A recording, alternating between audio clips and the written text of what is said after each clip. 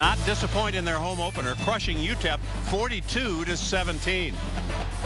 Pitt came into the season as the number 25 ranked team in the nation. They started strong against Bowling Green, taking an early 14-0 lead. However, the Panthers turned the ball over 4 times, which Bowling Green converted into 21 points, and Pitt could not recover in a stunning defeat. Which Pitt team will show up tonight against Buffalo? Find out next.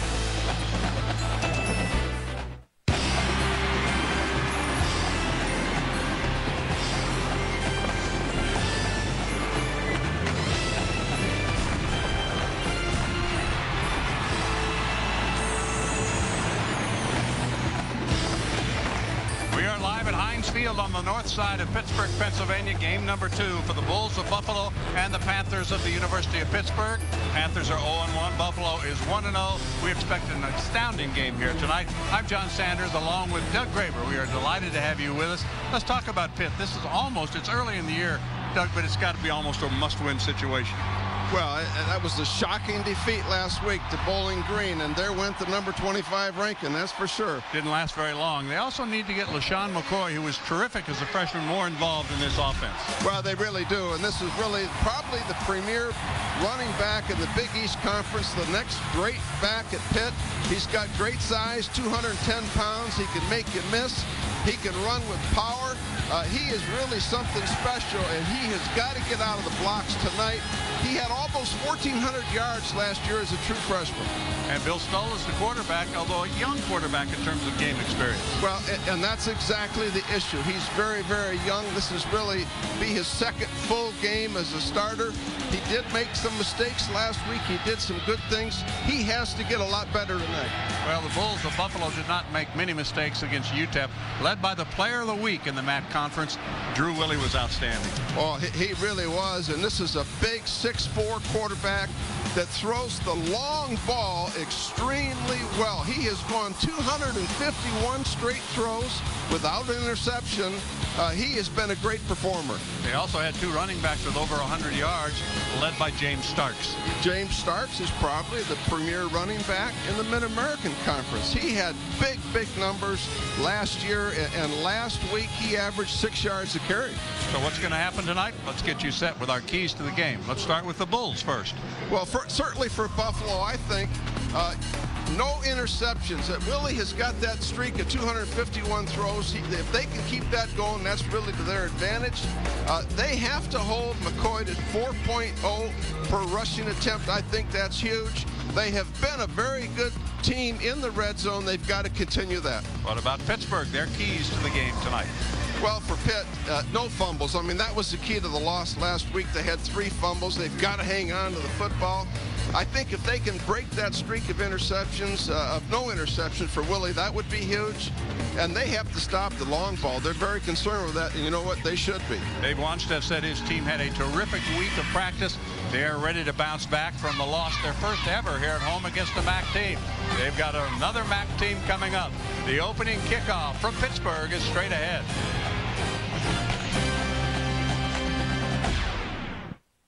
Don't pay another mortgage payment or maintenance fee on your timeshare. Turn it into cash. Call Timeshares Only. We got rid of those maintenance fees. Thanks, Timeshares Only, for making it so easy. At Timeshares Only, you'll find properties from the biggest names in the industry. If you want to buy, sell, or rent, call now. No more mortgage payments, no more maintenance fees. Thanks, Timeshares Only. Call Timeshares Only and get your free information kit with our insider secrets to buying, selling, and renting timeshares, plus receive a free $100 gift card. Our thousands of satisfied customers have made us the largest resale marketplace in the world. Call Timeshares Only now. Your free information kit with our 10 secrets on selling your timeshare is waiting. The over $5 billion sold in the past 6 months proves now could be the best time to sell. Call Timeshares Only today. Thank us tomorrow. Call Timeshares Only now and get your free information kit. Turn your timeshare into cash and never pay another mortgage payment, maintenance fee, or tax bill again. Don't wait. Call now.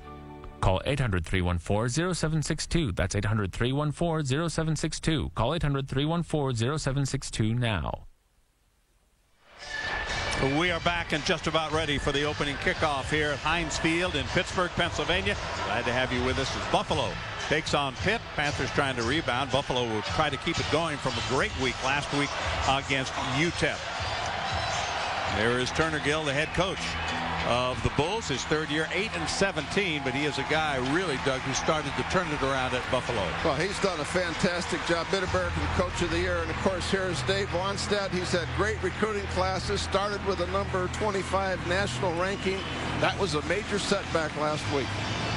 And a little bit under the gun. He definitely needs to get a victory here in this game. Luke Briggs will kick off. The Panthers ready to go to work.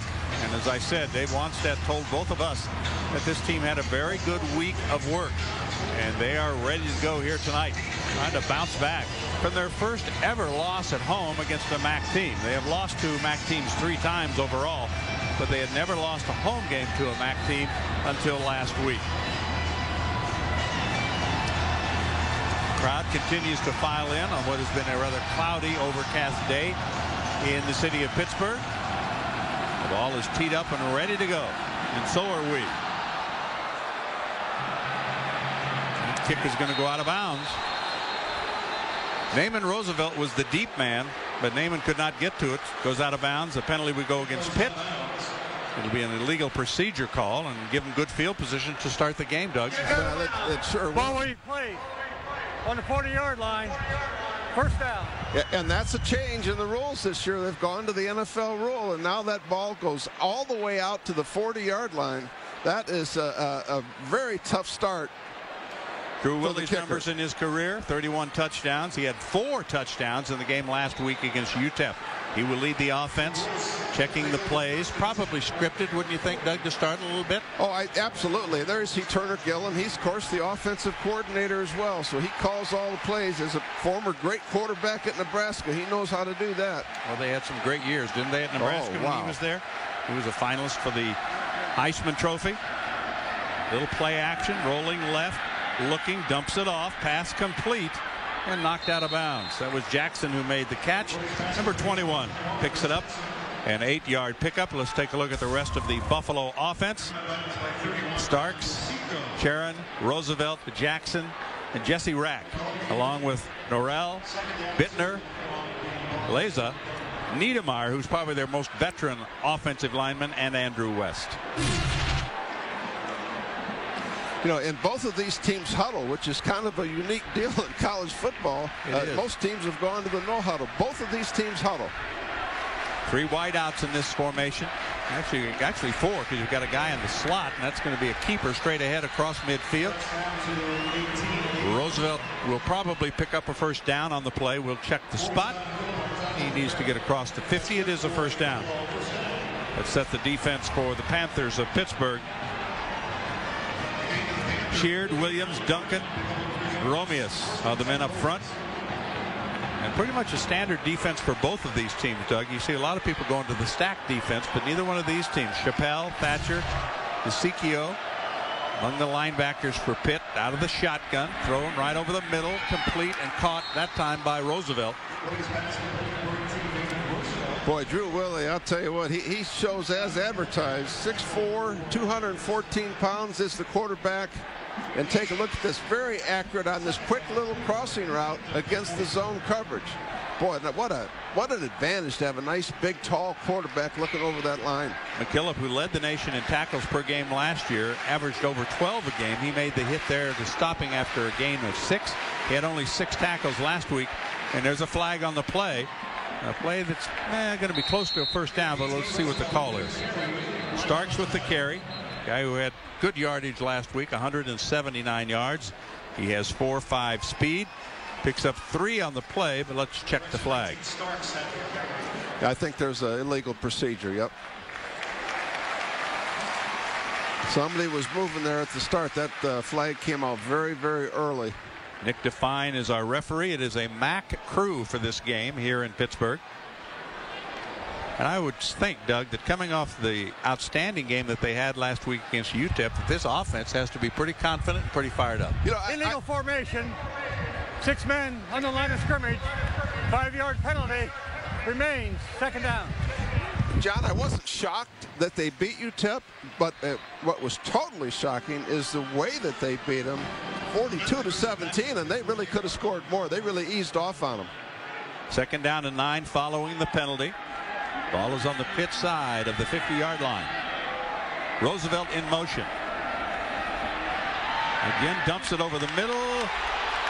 Loose ball. The Bulls scrambling for it. It's going to be called incomplete. Williams was there defensively for Pittsburgh. Popped the ball loose. It is an incomplete pass. Well, that's really the first bad throw tonight for Drew Willie. Watch this. This is Ernest Jackson, number 21, coming across, double crossing route. He hits him on the back shoulder. And that is a good way to throw an interception, but he doesn't do that very often, as we already said. 250 now, 5 straight throws without an interception. An amazing streak. They have been excellent on third down. They have 3 wide receivers spread to the right, the near side boundary. Out of the shotgun, looking right, throwing right. The catch is made, and it's going to be a first down. Excellent job on third down. You saw the success ratio that they had last week. Hamlin made the catch. Well, Pitt ran a blitz right into the sprint out. But I tell you, that was very, very well blocked. Very well blocked. And that was Brett Hamlin there advancing the football. Made the safety miss. Got the first down. Big play right there for the Bulls. Moves it inside the 45 to the 44. 1st and 10. Lilly has completed 3 for 28 yards already on this opening drive. Roosevelt and Jackson are the wideouts. One right, one left. Throwing left and throwing too far, out of the reach that time of Roosevelt, number 18. There's been a favorite target. Chappelle was there defensively for Pitt. It'll be 2nd down and 10 coming up. What do you like that you've seen so far? Watch this play. Yeah, that's a timing route, and there was obvious mistake. Willie thought he was going outside, and he came inside. So that was an option route where they misread it. Well, the Panthers go to work defensively. 2nd and 10 for Buffalo. Ball at the 34-yard line. We're just underway. 12:33 to play. Roosevelt, Jackson both split to the left side. Starts, puts his head down, gets to the 30, and that's going to be about it. He'll pick up about 4 on the play. Williams made the tackle. Now, there's one thing about the Panthers, Doug. They're a little beat up. Murray and Gunn, who are their 2 starting linebackers, are out of action. That means Ransom and Williams will have to play today. Yeah, and there you see right there. That was a good, just a power off tackle play. And of course, James Starks now he can pack it up in there pretty good. 3rd and 5. Rice and Hamlin now the wide receivers. They'll split 3 to the left side. Jackson as well. Passing formation. They've got 5 receivers in this formation. 3 left, 2 right. Here comes some pressure. The throw. The catch is made. Short of a first down. It's Hamlin who makes the catch. Number 88 picking up his 2nd reception here in the early going. Yeah, that was McKillop that made the tackle from inside out. That was just a old NFL style, just a quick little option route. Well, that's what McKillop does. He leads the team in tackles, and he was one of the best in the country last year. So the field goal team is on for Buffalo. A.J. Principe is the kicker. He is a sophomore. 15 of 20 last season. His long was 47. This one is going to be about 44 yards. Down. The kick is blocked. Scramble for the loose ball. So the Panthers stopped them right there. Well, that's Pitt ball regardless. And, that was what Dave Wanstead said last week, as bad as that loss was. Against Bowling Green, they blocked the extra point at the end. Look at the press. Oh, they blocked it right up the center. That was just great pressure up front. That was Tommy Duhart. I think he got his hand up right there. There it is right there. Number 51, right. Tommy Duhart. But Dave said that was very encouraging that late in the game that they blocked an extra point and gave them great effort. So the Panthers will have it for the first time. A little over 11 minutes left in the opening quarter of play here at Heinz Field, out of the I formation. Play action face. He's got a man open, and he misses him completely. McGee was the intended receiver, number 1, and the ball was way over his head. So a missed throw that time by Stull to start the game. Well, it's a tough throw going to his left, and he didn't get his hips and shoulders turned around. That's a tough throw, though, for the young guy. See his career numbers: 3 touchdowns, 1 interception. He had a TD pass last week as Pitt built that early 14-0 lead. Three wide receivers left side, and they'll start a man in motion. McCoy down to the 35-yard line. He'll pick up 6. Shannon made the tackle. Let's set the Pitt offense for the game tonight. Panthers, we showed you, led by Stahl, McCoy, Collins, Kinder, Turner, Byam the tight end, Pinkston, an excellent offensive lineman, Davis, Hauser, Bilecki, and Thomas. Thomas is being pushed right now for playing time by a young man by the name of Lucas Nix, who they expect to see more playing time. 3 wide receivers in this formation, man in motion. Looking right, throwing right, and the pass is complete for a first down. Turner made the catch. Cook made the tackle. 11 yards on the play. First down, Pittsburgh. Well, again, you know, this is one-on-one coverage out here. And take a look at Stahl. He looks to it right there, just throws the quick slant. Excellent route by Kinder. Boy, what a good football player Derek Kinder is. Ball is at the 46-yard line now as the Panthers try to move into Buffalo territory for the first time tonight. We're inside 10 minutes to go. Collins and Baldwin in the ball game right now for Pittsburgh out of the I formation. Stoll looking down the right sideline, and it's too far. Incomplete. Cook was there on the coverage intended for Baldwin. Let's set the Bulls defense for you for tonight. Smith, Hilaire, Montanez, and Thompson are the men up front. Akabundo, Brewers, and Winters are the linebackers. And in the backfield is Cook, Shannon, Newton, and Josh Thomas. Well, you know, I'm talking to Matt Cavanaugh, the offensive coordinator at Pitt. This young guy, you know, and I watched him in practice. He's got a lot of talent. He just got to play and get more experience and just settle down. Empty backfield as they dump it out into the flat, and that's going to go incomplete, intended for LaShawn McCoy. Yeah, and that's an example of that right there. You know, he just starting the game. He's probably a little bit too amped up. You see the high throw right here. You know, he could make that throw 99 out of 100 times in practice, and he's just a little bit too amped up. He's got to settle down a little bit. There you see Coach talking to Tony Wise, the offensive line coach.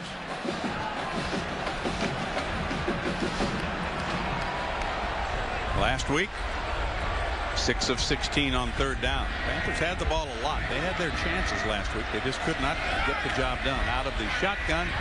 Waits too long. The ball is loose. That is a loose ball. Buffalo tries to pick it up, and in the process, I think they might have given it back to Pittsburgh right there. Instead of falling on it, he tried to pick it up, and somehow the Panthers are going to survive a big turnover right there.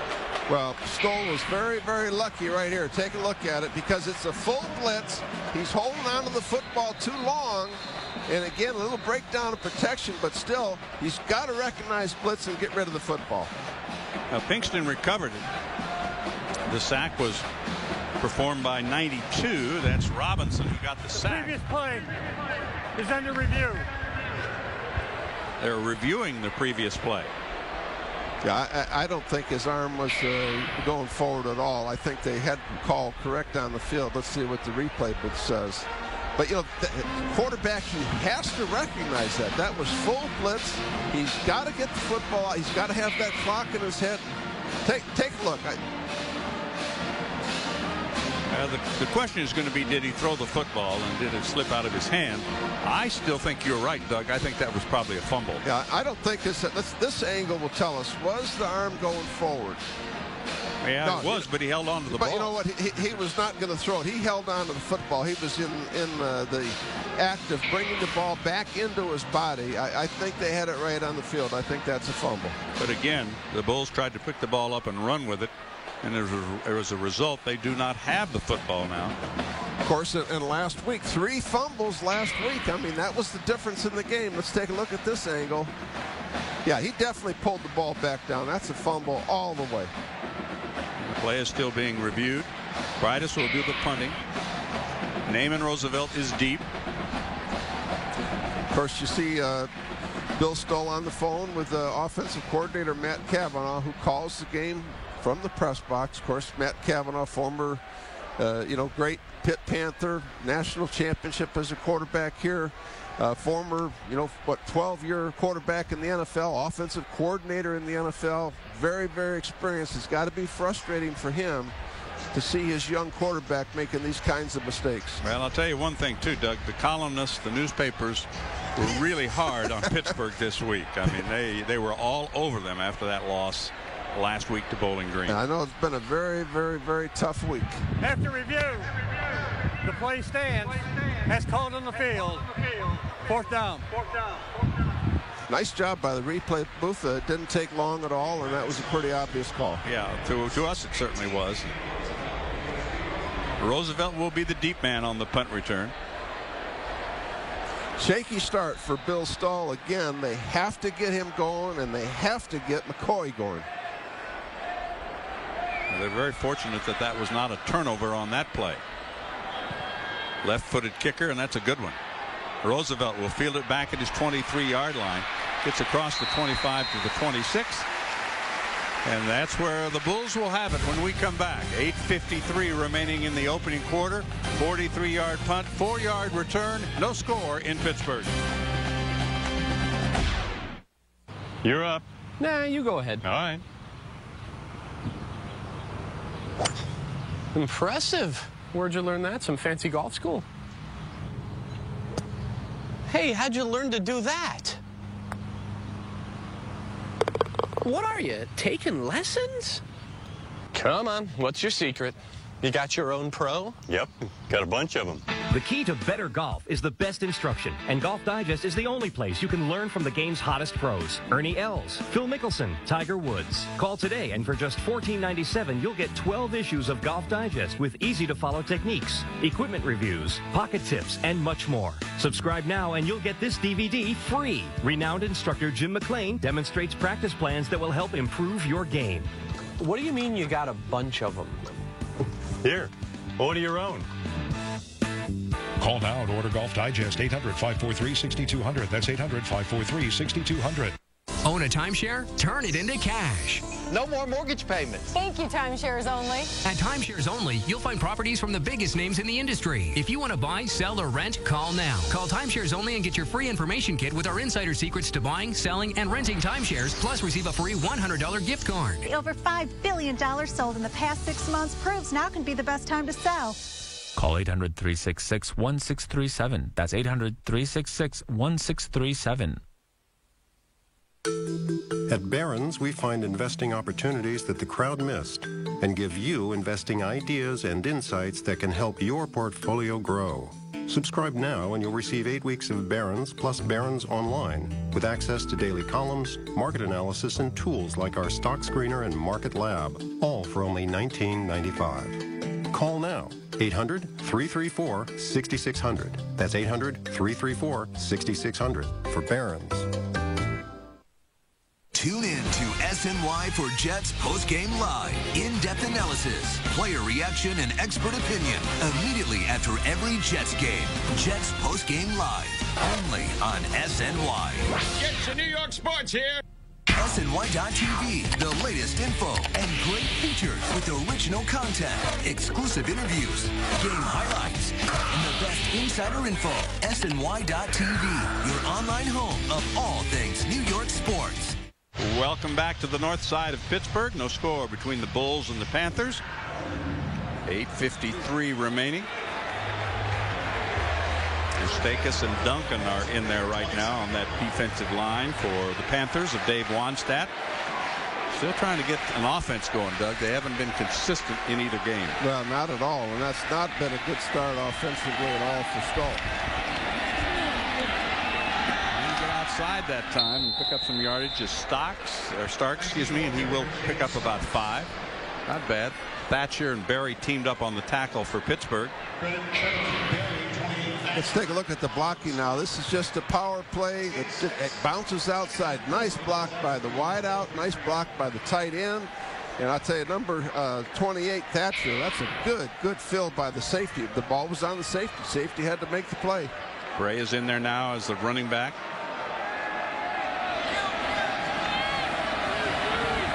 One wide receiver left, one right. Willie hands to the deep man, and he's going to get a couple. Up to about the 35, giving 3 on the play. Starks picks up 3.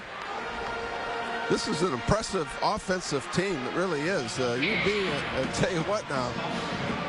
Penetration on defense, that's what really stops running plays. That was Rashad Duncan, number 50. They got the great penetration. Knott's 3rd and short. For the University, Buffalo has the ball. They're 1 of 2 on 3rd down. Romeus, Mistakis, Williams, and Sheard are the up men for the Panthers, trying to stop it on short yardage.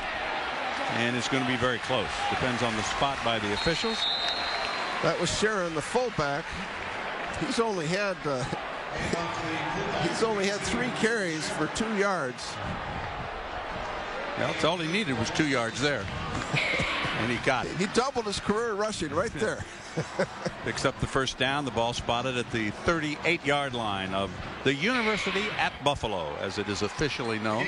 Good push by the offensive line and an excellent effort run by Chris Sharon, the fullback. So 1st and 10 now for the Bulls. They've dominated time of possession so far. Nice cutback move across the 45-yard line, out to near the 47-yard line. That was Starks again, number 19, and he'll pick up 9 on the play.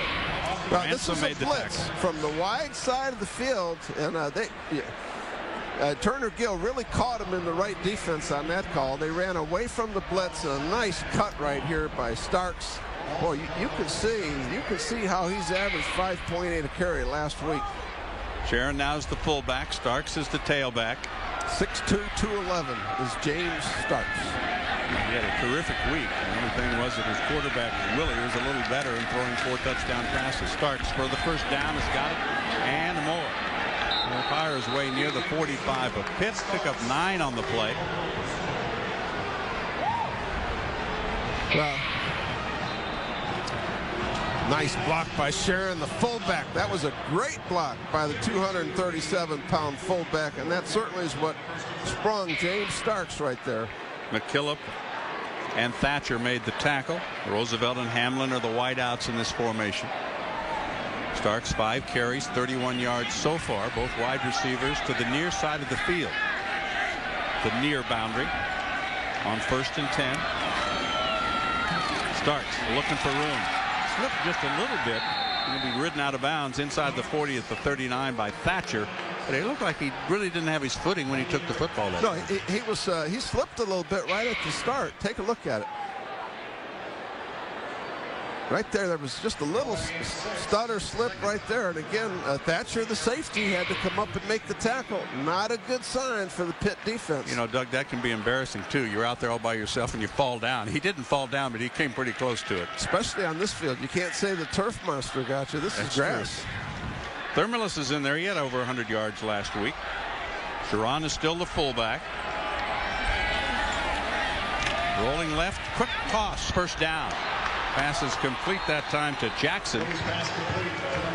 Ezekiel ran him out of bounds, but it's another 1st down for Buffalo, and the Bulls are moving the ball. They picked up 11 on that play. Well, Drew Willie, take a look at him on the sprint out right here. Nice job of getting his shoulders and hips turned. Makes a very accurate throw. Wow, that's good timing. You can see why. You can see how Buffalo scored 42 points against Texas El Paso last week. They are very, very well coached. They got a great quarterback, and they got a great running back. Ray is in the ball game right now at the fullback position. Over the middle, almost caught for a touchdown. Just a little bit incomplete. Jesse Rack, the tight end, was the intended receiver, just out of his reach, and that was a pretty good throw. It was, and that was one-on-one coverage by the strong safety, DeSico. And one-on-one, take a look at it right here. He puts the ball up, gives it some air. It's a nice job. It was a good recovery by Dom DeSico. Take a look at it right here. One-on-one coverage against the tight end. He came a long way to recover and make that play. I really think Willie, if he was throwing the ball on a line right there, he might have had it. But DeSico did recover to knock it away, so it's 2nd down and 10. Ball inside the 30 at the 27-yard line of Pitt. Willie looks, throws, caught, and inside the 20-yard line that time. Catch is made by Jackson. And again, right up there defensively was DeSicchio. And I tell you what, Willie's not afraid to spread the wealth, is he? Oh, he spreads the ball all over the field. Picked up 9 on that play. Wow. You know, nice I am very, very impressed. First time I've seen Willie live. Wow. You know, and he started slow, and he's just gotten better and better and better every single year. The senior, 6'4", 214. He's on the Johnny Unitas list. He's the captain out of Randolph, New Jersey. Counting down to 4 minutes left in the opening quarter. 10th play of the drive, and it's Starks straight ahead. He's not going to get much. Stacked up right in the middle of the line. Ransom, one of the linebackers, is there. Little gain, if any. Yeah, Austin Ransom, interesting story. He played safety in the spring. He was a wide receiver going into training camp, and they moved him to linebacker, and now he's a starter. Along with Doug Graber, I'm John Sanders. We're at Heinz Field in downtown Pittsburgh, Pennsylvania. First quarter winding down, 3:55 to play. Neither team has scored, although you have to be honest about it, that the Bulls of Buffalo pretty much dominated the first quarter. Totally dominated the first quarter. No question about that. We got a measurement coming here. There on your left is Turner Gill. How unusual is it? And I know it's not totally unusual, but for a head coach to also be the offensive coordinator, Doug, and call the play. Well, it's tough. I think it's very, very tough. Probably easier for Turner Gill because, you know, he was a quarterback. You know, he coached quarterbacks. He's coached offense his whole life. There you see Coach Wanstead. There's Turner Gill. Man, what a job he has done at Buffalo. Incredible. I mean, this program was a laughingstock, really, when he started there 3 years ago. And I'll tell you what, buddy, you better take this team serious. Mid-American Coach of the Year last year. And they'll stack it up in the power formation on 4th down and very short yardage. You'd have to think the quarterback's going to keep it. He will fall forward. Does he have enough? Depends on the spot. I would think he does. Yeah, I think he did. That was a pretty good push. Yep, first down. Pretty good push by the center of that. That's an interesting formation for short yardage too. And you know that those two big backs are in there. You know they're just there to push the line. And that's exactly the way it worked out. It was an interesting formation. It looked like they had 17 guys lined up right around the center. And look at Sharon right there. Just push the pile. That's all he's doing. I tell you, that's very innovative. I like that. Ball is inside the 20 at the 17 for first down. It's Roosevelt, Rice, and Jackson, the wide receivers. They have 5 wideouts in this formation. Willie dumps it over the middle, and it's deflected, incomplete. Second down coming up.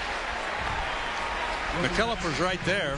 Yeah, that ball should have been caught. That was might have been a little bit of a short arm on that one because McKillop was waiting for him at 240 pounds. I understand. Take a look at it right here. Hamlin was the intended receiver, and you see it just bounces off of his shoulders and goes incomplete. It didn't stop him from taking a lick, though, did it? No, you might as well catch it. You're going to get hit one way or the other. And, man, McKillop, 240-pound backer. If I was a wide receiver, I think I'd know where he was as well.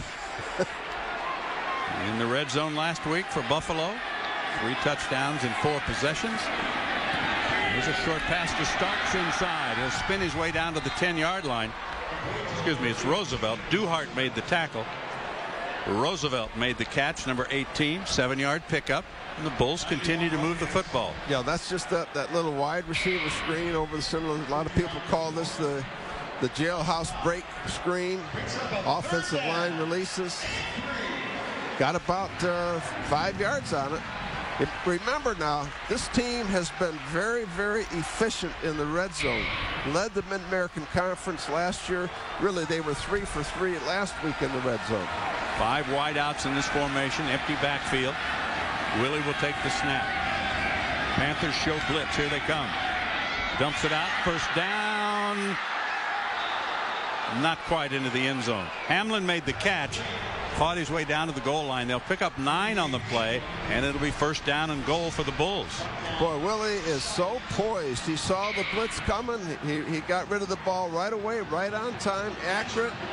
Let Hamlin make a move right here. It's funny.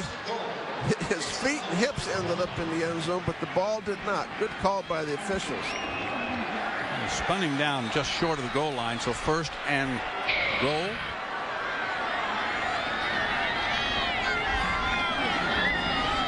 for a touchdown, a 1-yard run, and they are in. Carrying it in was Thermalus, number 27, gets the touchdown. He scored 2 touchdowns last week against UTEP.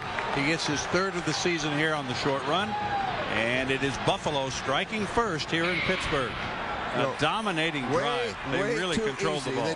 The tight ends doubled down. They kicked out with the fullback. That was way too easy. Terrific job by the Bulls offense. Principe will be the kicker. Hamlin is the holder. He's a wide receiver. And it is Buffalo striking first. Last week, Pittsburgh built a 14-0 lead.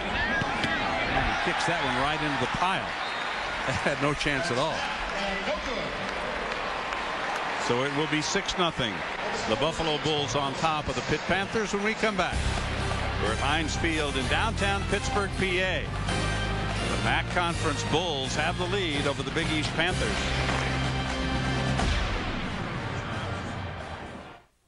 Don't pay another mortgage payment or maintenance fee on your timeshare. Turn it into cash. Call Timeshares Only. We got rid of those maintenance fees. Thanks, Timeshares Only, for making it so easy. At Timeshares Only, you'll find properties from the biggest names in the industry. If you want to buy, sell, or rent, call now. No more mortgage payments, no more maintenance fees. Thanks, Timeshares Only. Call Timeshares Only and get your free information kit with our insider secrets to buying, selling, and renting timeshares, plus receive a free $100 gift card. Our thousands of satisfied customers have made us the largest resale marketplace in the world. Call Timeshares Only now. Your free information kit with our 10 secrets on selling your timeshare is waiting. The over $5 billion sold in the past 6 months proves now could be the best time to sell. Call Timeshares Only today. Thank us tomorrow. Call Timeshares Only now and get your free information kit. Turn your timeshare into cash and never pay another mortgage payment, maintenance fee, or tax bill again. Don't wait. Call now. Call 800-314-0762. That's 800-314-0762. Call 800-314-0762 now.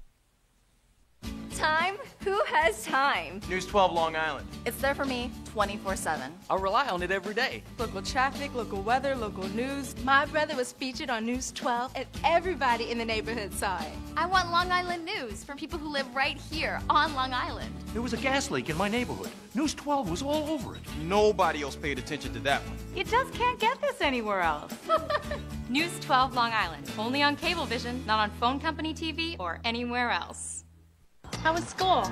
Great. A guy split his pants. Hit the books. Good luck on your paper. She's announcing her candidacy for class president today. Not in that she's not. And show your team spirit. It's back to school with the Camdens. Catch 7th Heaven, weekday afternoons at 1 on Hallmark Channel. 7th Heaven on Hallmark Channel is brought to you in part by Raymore and Flanagan Furniture. Welcome back. Here is the missed extra point. And this is how not to kick an extra point. Yeah, and again, that penetration and the kicker was really late on that one. That was, you know what, and here you see Turner Gill's reaction. Well, he like couldn't that believe a bit. it. But it was a heck of a drive. 15 plays. They took 6 minutes and 54 seconds off the clock. And so the Panthers are going to get the football back. And keep in mind, they have not scored since the first half of the game last week. They really struggled. Andre Wright on the return. Cuts it back at the 25. He's going to get outside the 30 to almost the 35-yard line before he is dropped. There's 1:50 remaining to be played in the opening quarter. 25-yard return. Panthers will have decent field position when we come back to Pittsburgh.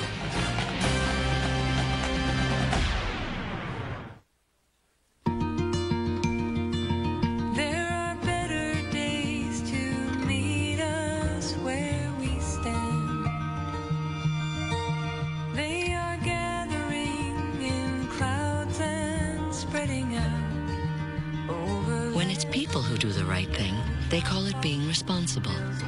When it's an insurance company, they call it Liberty Mutual. Responsibility. What's your policy? Liberty Mutual Insurance. A Gold Glove, an All-Star, and the 86 series. You might say I'm the whole package. And Sovereign's got the whole package, too. The small business package has everything to run your business. From checking with 300 free transactions a month to loans and credit card services. So Sovereign's got it all together, sort of like me. welcome sovereign.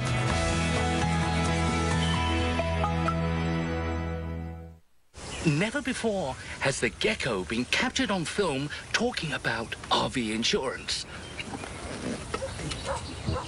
So, you guys travel a lot. You should check out Geico and get a free rate quote on RV insurance. This is truly history in the making. You can also get a rate quote on motorcycle insurance, ATV insurance, personal watercraft insurance. Sounds good. Excuse me, I'm up here. Geico, saving you money on insurance for your car and the other stuff that moves you. Geico Sports Night on SNY. New York sports covered from every angle, every day. Hosts Gary Epple and Kirk Jimenez connect fans to the latest sports news with live reports. I think we'll really see what he's made of tonight. Highlights. And debate. Yes, he deserves to play. Plus, insider information and analysis. I think that's the key. From a crew in the know and on top of their game. Geico Sports Night. Every night at 10 p.m. and 1 a.m. Only on SNY. Get your New York sports here. They missed the extra point, but the Bulls have the lead, and it's been at least almost 45 minutes since the Panthers have scored a point. Yeah, that's really kind of a surprising play selection thus far. And actually, it's only one rush because the fumble on the, when Stoll was fumbled, that went down as a rush. But they've really only run the ball one time. Here's number 2. And a good job defensively by the Bulls to cut him down. That's LaShawn McCoy who was there. Akabudu made the tackle. Akabando, rather. They have got to get McCoy going, and of course he had no chance there. And this defensive front for Buffalo is pretty stout now. I mean, they're big up front, and they're strong, and they're tough. And offensive coordinator Matt Cavanaugh, he was concerned with this front. 3 wide receivers to the right side of this formation for Pittsburgh. And dumps it off after receiving some pressure. And he ran a lot laterally. McCoy made the catch. Akabundu made the tackle.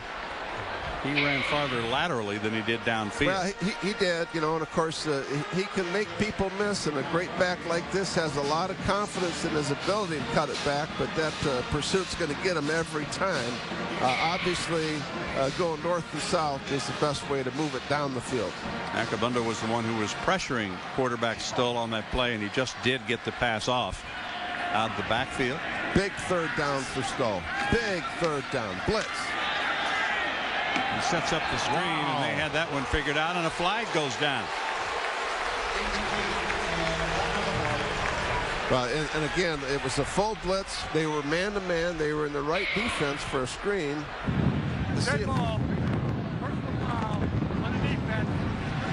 Yeah, it's on the defense, that's for sure. Yeah. Newton was the man who applied the helmet to the Pitt running back, LaShawn McCoy. And they're going to suffer for that. And you could hear that contact up here. I mean, that was definitely helmet to helmet. You could hear it all the way up here in the press box. And, that's the correct interpretation of that rule. You hate to see an aggressive play penalized. But, boy, it's so important with all the concussion issues that we have now to try and avoid that helmet-to-helmet contact. That's unfortunate for Buffalo. The penalty puts it inside the 50 at the Buffalo 48-yard line, where Stoll will go to work. Kinder and McGee split out to the right. McCoy. A little room this time, and then tripped up just as he got close to the 40-yard line. Yeah, that was Sherrard Lott that was able to just trip him up. But, boy, he was close to breaking this. Take a look at it now. Just a little straight sprint draw. Watch number 22 come in right there and just trip him up. Hang on to the football, Mr. McCoy. That ground caused that fumble, but still, after last week. So we have completed 1 quarter of play here at Heinz Field on the north side of the city of Pittsburgh. And from the MAC Conference, it's the Bulls of Buffalo leading the Panthers of Pittsburgh in the Big East. College football from downtown Pittsburgh, 6-0 after the first 15.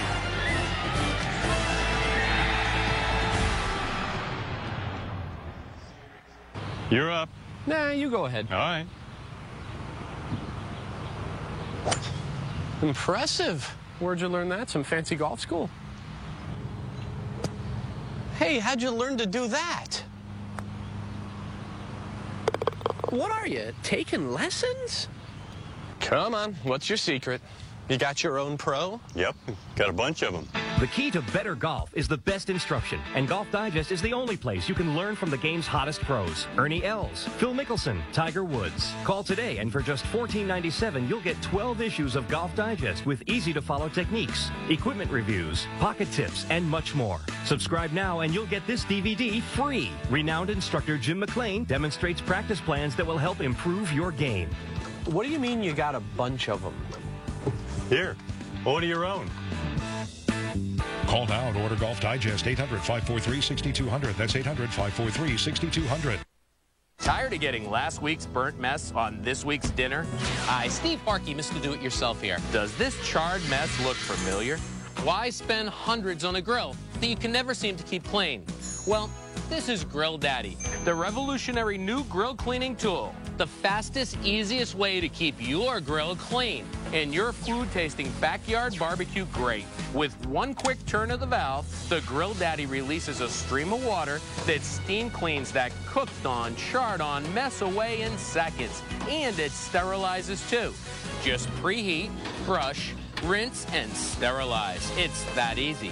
Grill Daddy leaves your grill spotless and sanitary with no chemicals and no hard work. Use it on stainless steel grills, ceramic grills, iron grills. Grill Daddy keeps them all looking like new.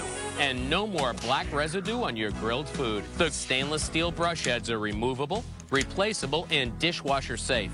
And it's the last grill cleaning tool you'll ever need. Nothing cleans like a Grill Daddy. So why spend a fortune on a grill that you can't seem to keep clean when you can get the Grill Daddy? You can get your Grill Daddy today for only $14.99. When you call, ask about our Grill Daddy Pro. It's perfect for all your grilling needs, and it makes a great gift. Order right now, and I'll include my Grill Perfect reusable color-changing beef thermometer free. Just pay shipping and processing. Never have to guess again. In just 3 seconds, the color tells you whether it's rare, medium, or well. It's the perfect barbecue companion and is available for chicken and fish. Call now and find out how to get free replacement brush heads for life. Here's how to order. To order your Grill Daddy, have your credit card ready and call 1-800-718-2658. That's 1-800-718-2658. Call now to find out how you can get free brush heads for life. So call 1-800-718-2658 and order today.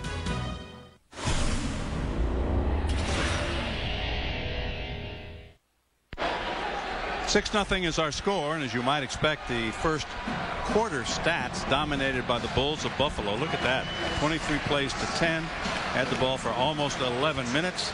Wow. This is just the second play for Pittsburgh inside Buffalo's territory. The Bulls had 16 plays inside Pittsburgh territory. That pass in the flat is complete. McGee makes the catch and goes out of bounds near the 35-yard line. Dominic Cook, number 25, ran him out. He'll pick up 9 on the play. Well, you know, I like the call because I'll tell you what, to me, the key right now, you've got to get Bill Stoll settled down. He's got to settle. Look here, they had a mistaken protection there. He almost got it from the blind side. But Stoll has got to settle down and start making some of the easy throws. He picks up the first as they advance the football to the 33-yard line. Collins and McGee split to the left side.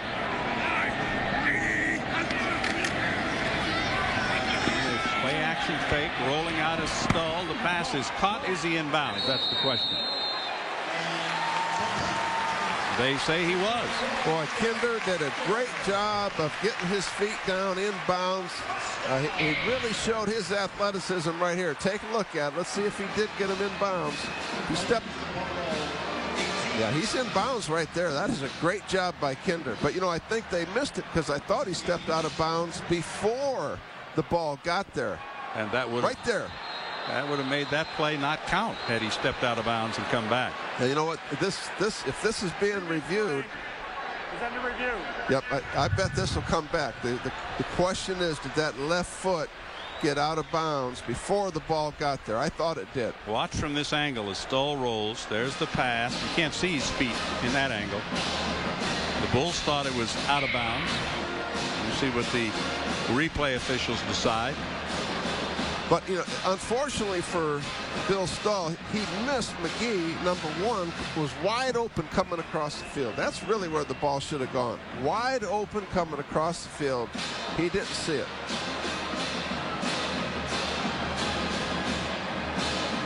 Be interesting what the replay officials come up with here.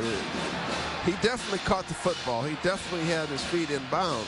Yeah, your thinking, though, is that he stepped out before he caught the football. Absolutely. I thought he definitely stepped out before. The foot was, I thought, just by an inch over that line. We'll see if they happen to spot that. It depends on the angle, I guess, Doug, that you have to look at the play. Both teams will wait now for a while. That's David Walker, the running back coach there, talking to Bill Stahl. Boy, David Walker was a great back himself. I saw enough of him when I was at Rutgers, and he was running the football for Syracuse. What has happened to Syracuse, huh? Boy, that's not the same. That is absolutely shocking. What's happened in the last 10 years with that program. Boy, you know, Dave Wannstedt, you see on the right there, you know, he's had 3 great recruiting classes. Here comes the call. After review, the play stands as called on the field. Completed catch. First down. Well, I don't think they saw what you saw. No, I don't think they did either. It definitely was a completed catch. I agree with that. But just a little bit before that, there was another issue. Ball is spotted now at the 18. It'll be first down and 10. Right there. That left foot, I thought, might have gone out of bounds. Close. Well, this is a chance for the Panthers now. This is as close as they've been in a while. Remember, this team has gone 3 consecutive quarters without scoring. They need something good to happen bad. Again, a short pass. The pass is caught. Inside the 5 is the tight end, Nate Byam. Byam's going to make it a 1st and goal for Pitt. They're going to spot it near the 4-yard line, maybe the 3. Really a good effort by the big guy advancing this football.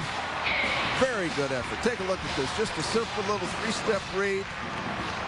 That's called an arrow straight route. Nice job. But he did step out there.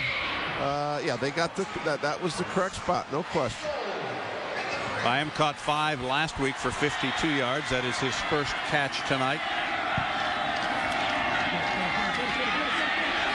Sean moves it into the end zone. Collins gets it in there. They had a tackle eligible on that play. It's going to be a 3-yard touchdown run for McCoy. And McCoy will score the touchdown for McCoy, his 2nd touchdown of the season. Boy, take a look at this. He sets it up like he's going to bounce it outside, sets it up, and then cuts it back in and runs right over the safety. Excellent run by McCoy. And a good block by his right guard that time. Malecki leading the way. So McCoy gets into the end zone. The Panthers will try to tack on the extra point and take the lead, which they will do. Good kick by Connor Lee. And just like that, it's the Panthers 7 and the Bulls of Buffalo 6. So Pittsburgh ends a scoreless drought of over 45 minutes. They take the lead here at home 7-6 over the Bulls.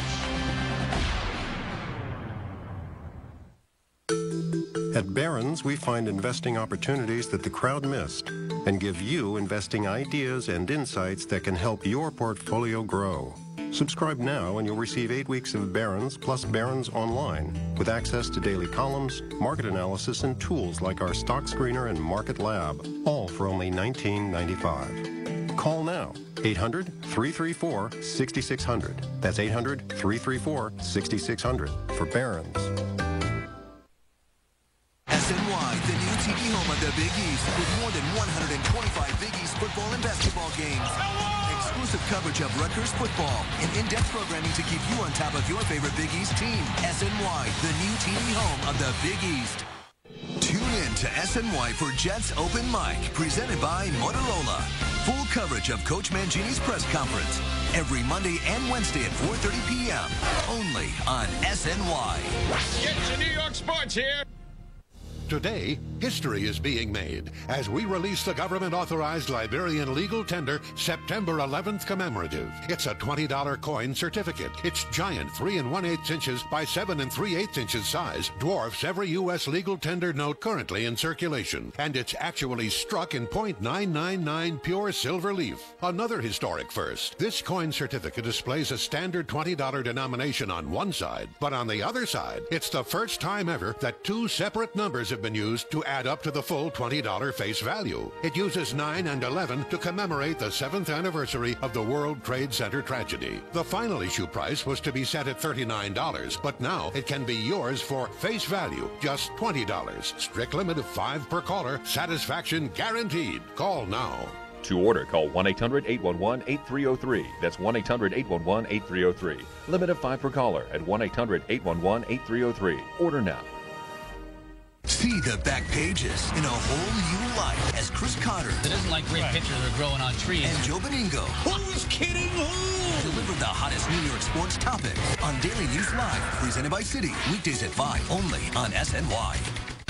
News, opinion, debate. Get the inside scoop on all things New York sports. Catch Brian Custer, Brandon Tierney, and Scott Farrell on The Wheelhouse. Weeknights at 5:30, only on SNY.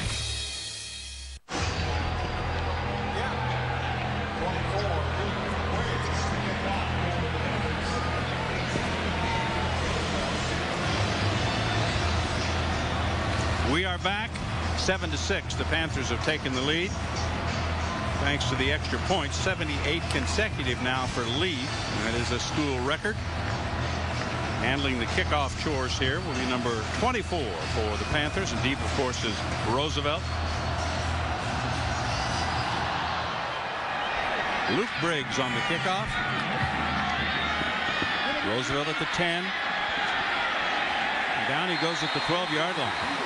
He was looking for some place to go, Doug, and there wasn't any place there. Well, you know, you kind of sense the frustration with this Pitt football team and the problems they've had in the last really 4 quarters. And, you know, it's like the pressure's off. That was great coverage on that kickoff. I mean, they were flying down the field. And it'll be at the 13-yard line.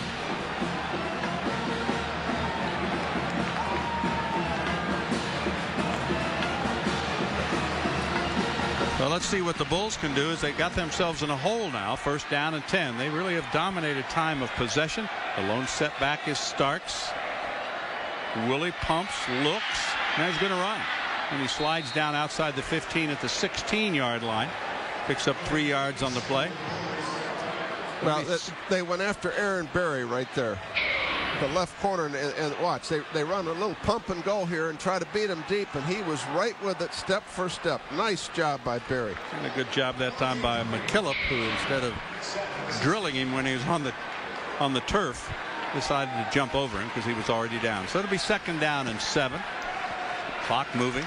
Just inside 13 minutes to play in the opening half.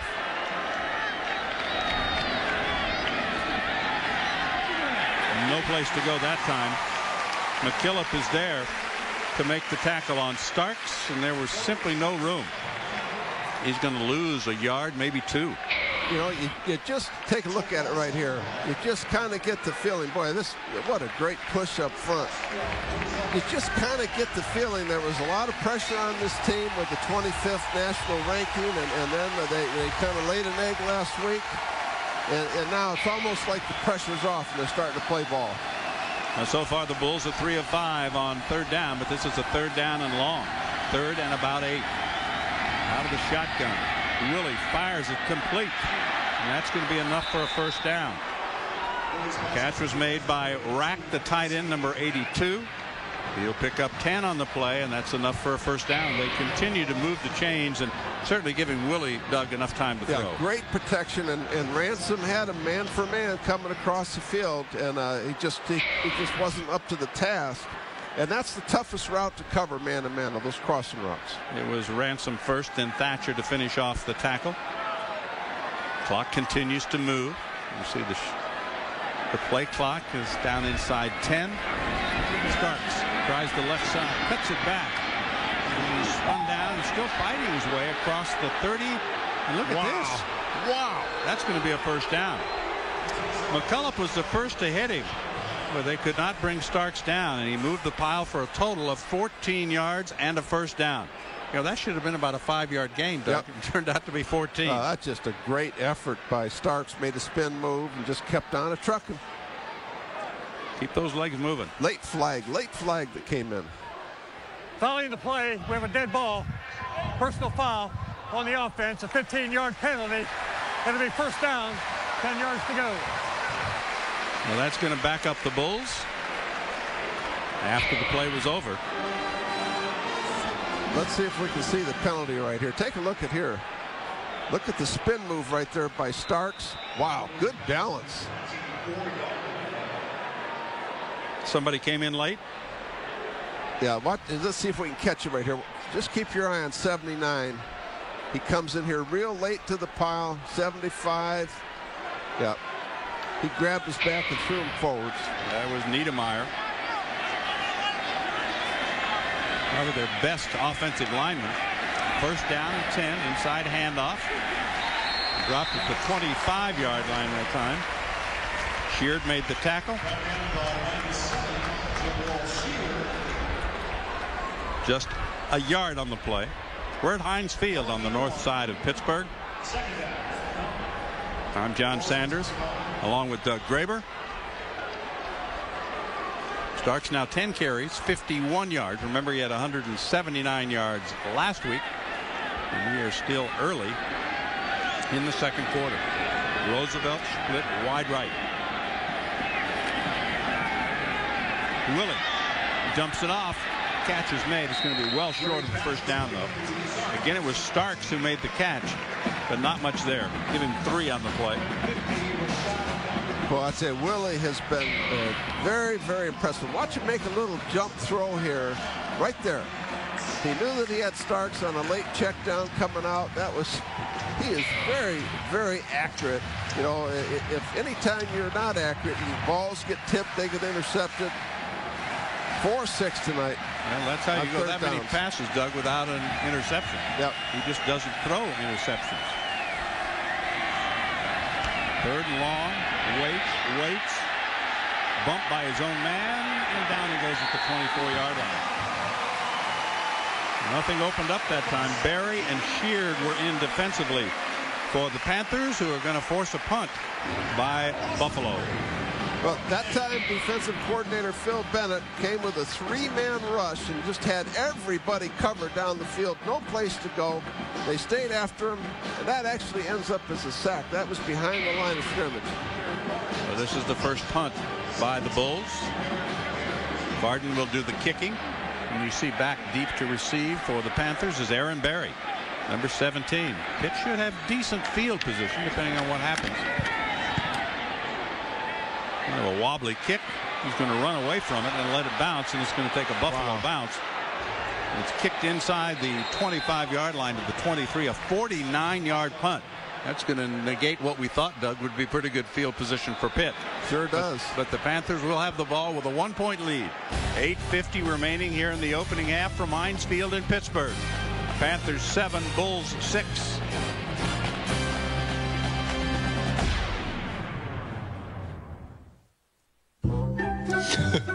Ever since I won the Win for Life instant game from the New York Lottery, I've been taking much better care of myself.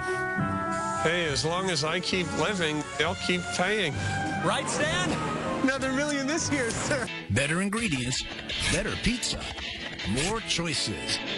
With Papa John's 14 unique taste creations on our specialty menu. Specialties are our specialty, like the Italian Meats Trio, the Sicilian Classic, and the Chicken Bacon Ranch. Get a large specialty pizza, just $12.99 each. 14 unique tastes, all at one place.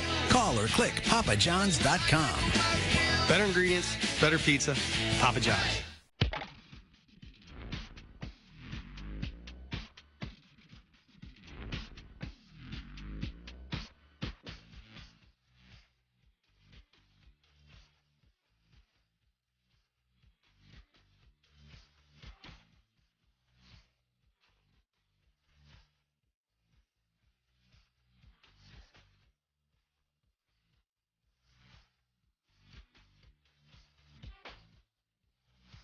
Geico Sports Night on SNY. New York sports covered from every angle, every day. Hosts Gary Epple and Kirk Jimenez connect fans to the latest sports news. Geico Sports Night every night at 10 p.m. and 1 a.m. only on SNY.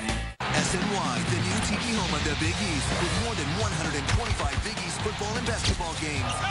Exclusive coverage of Rutgers football and in-depth programming to keep you on top of your favorite Big East team. SNY, the new TV home of the Big East.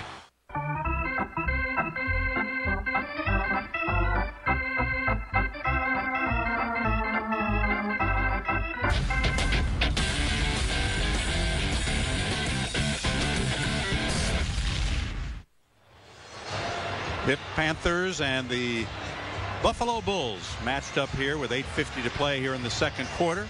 Panthers will take the field.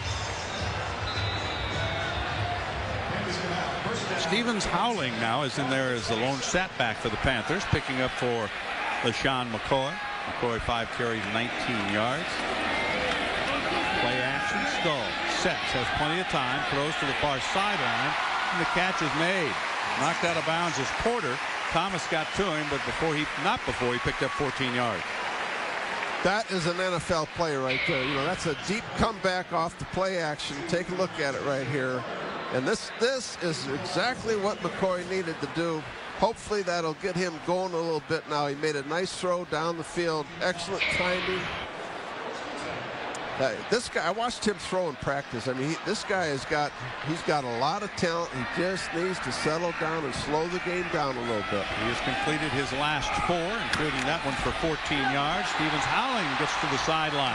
Going to come up a little short. He'll get to about the 48-yard line before Akabundo drops him there. What a great changeup at running back. Hollings is so quick. Just watch this little burst right here. Sets it up, and again, look at that burst down the sideline. And Howlings is not that big either. You look at him, he's only 5'7", 180 pounds, from Johnstown, Pennsylvania. But that seems to be a trend in running backs in college football. The smaller running backs, 5'8", 5'9". Well, you know, he's 5'7", but I'll tell you, he's 180. He's put together. It's going to be a first down catch. Run out of bounds on the play was Porter.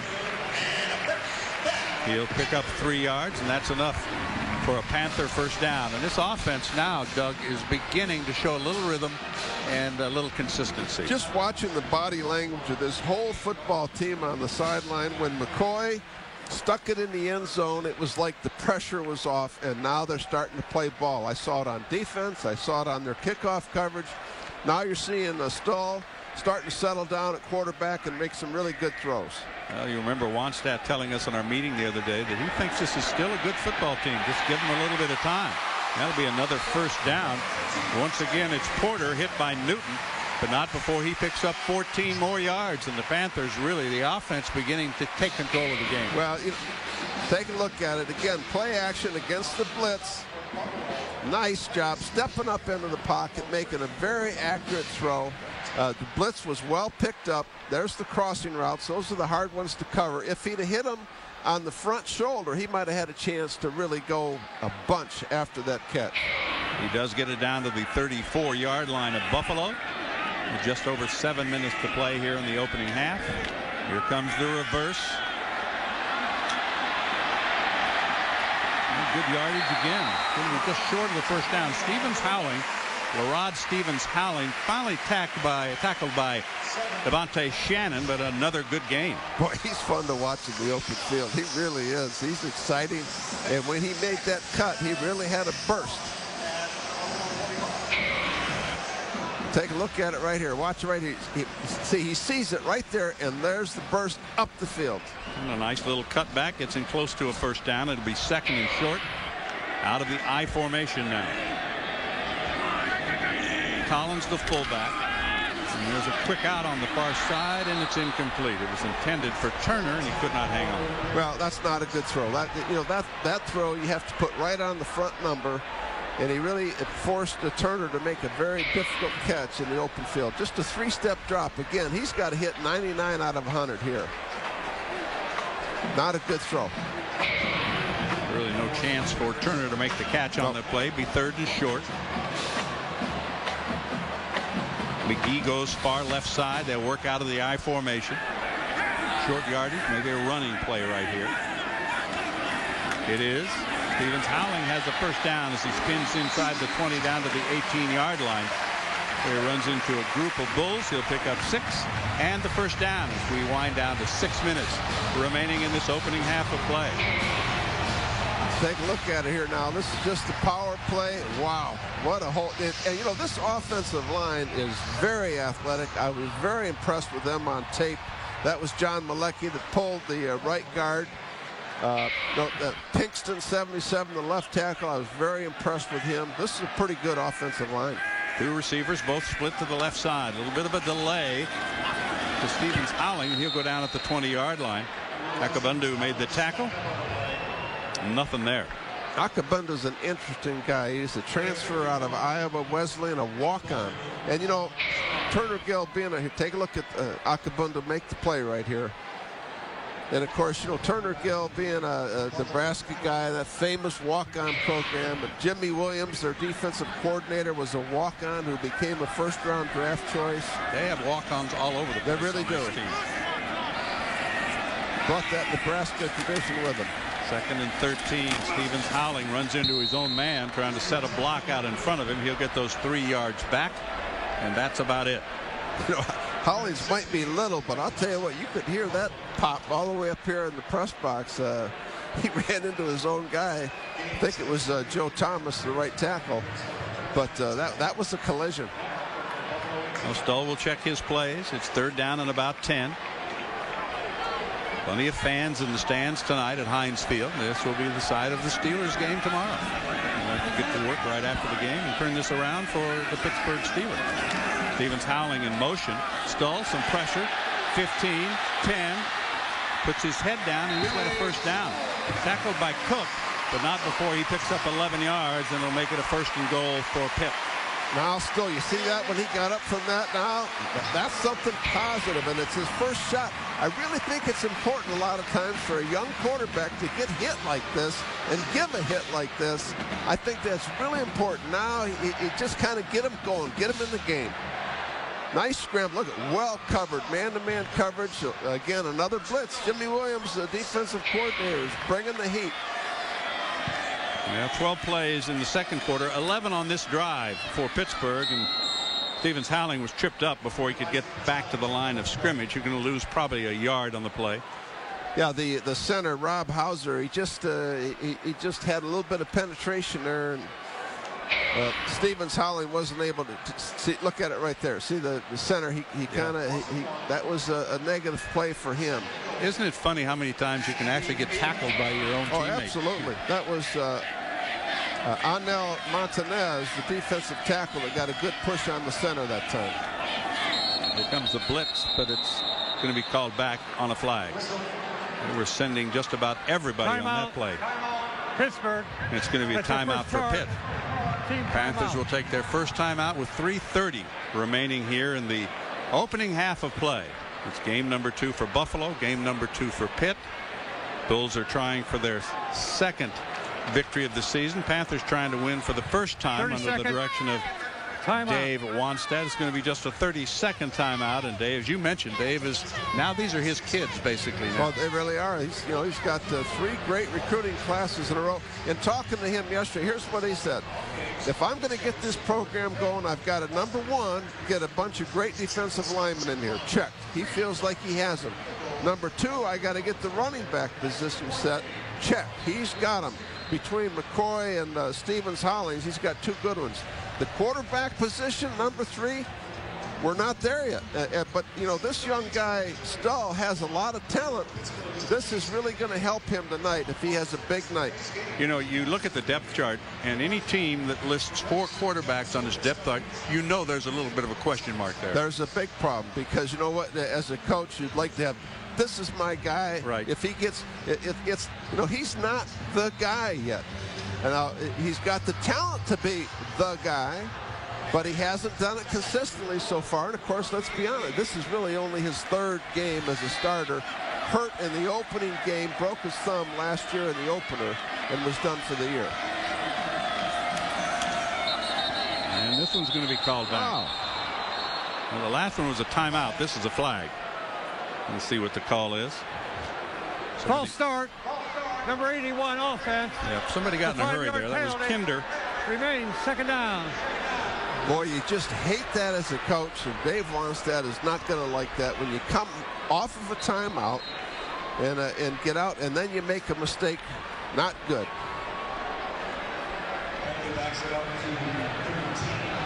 Reset the game clock to 3:30. Especially for a senior wide receiver. Absolutely. And a good one like Derek Kinder. 3:30 will be placed on the game clock. It is second and goal, but the ball is backed out at the 13-yard line, which makes it a whole different situation. Oh, that really hurts. That really hurts down here. Stevens howling in motion. Blitz. Still on the blitz, gets it away, and is too tall, incomplete.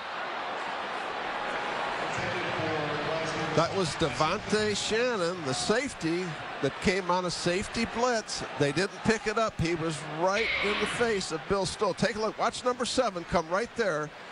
Totally unblocked, right in his face. You can't blame the quarterback on that one. No. But the difference is that the front four of Buffalo really have not individually applied any pressure, and they haven't made very many tackles either. No, they haven't. But the blitzes have been fairly effective, and there has been a bunch of them. Why not? What do you got to lose? That's complete in the flat, inside the 10, inside the 5, down to the 4 is McGee. Nice move by Cedric McGee, and I believe that was Kinder out blocking ahead of him. Let's take a look. Was it Kinder or Turner? Let's see. That's a pretty good block right there. Very good block right there. That was neither. That was T.J. Porter. Now Winters had to come up and make the tackle. It is 4th down and goal to go, and the Panthers will go for a 21-yard field goal. Well, this is absolutely the correct call. Connor Lee.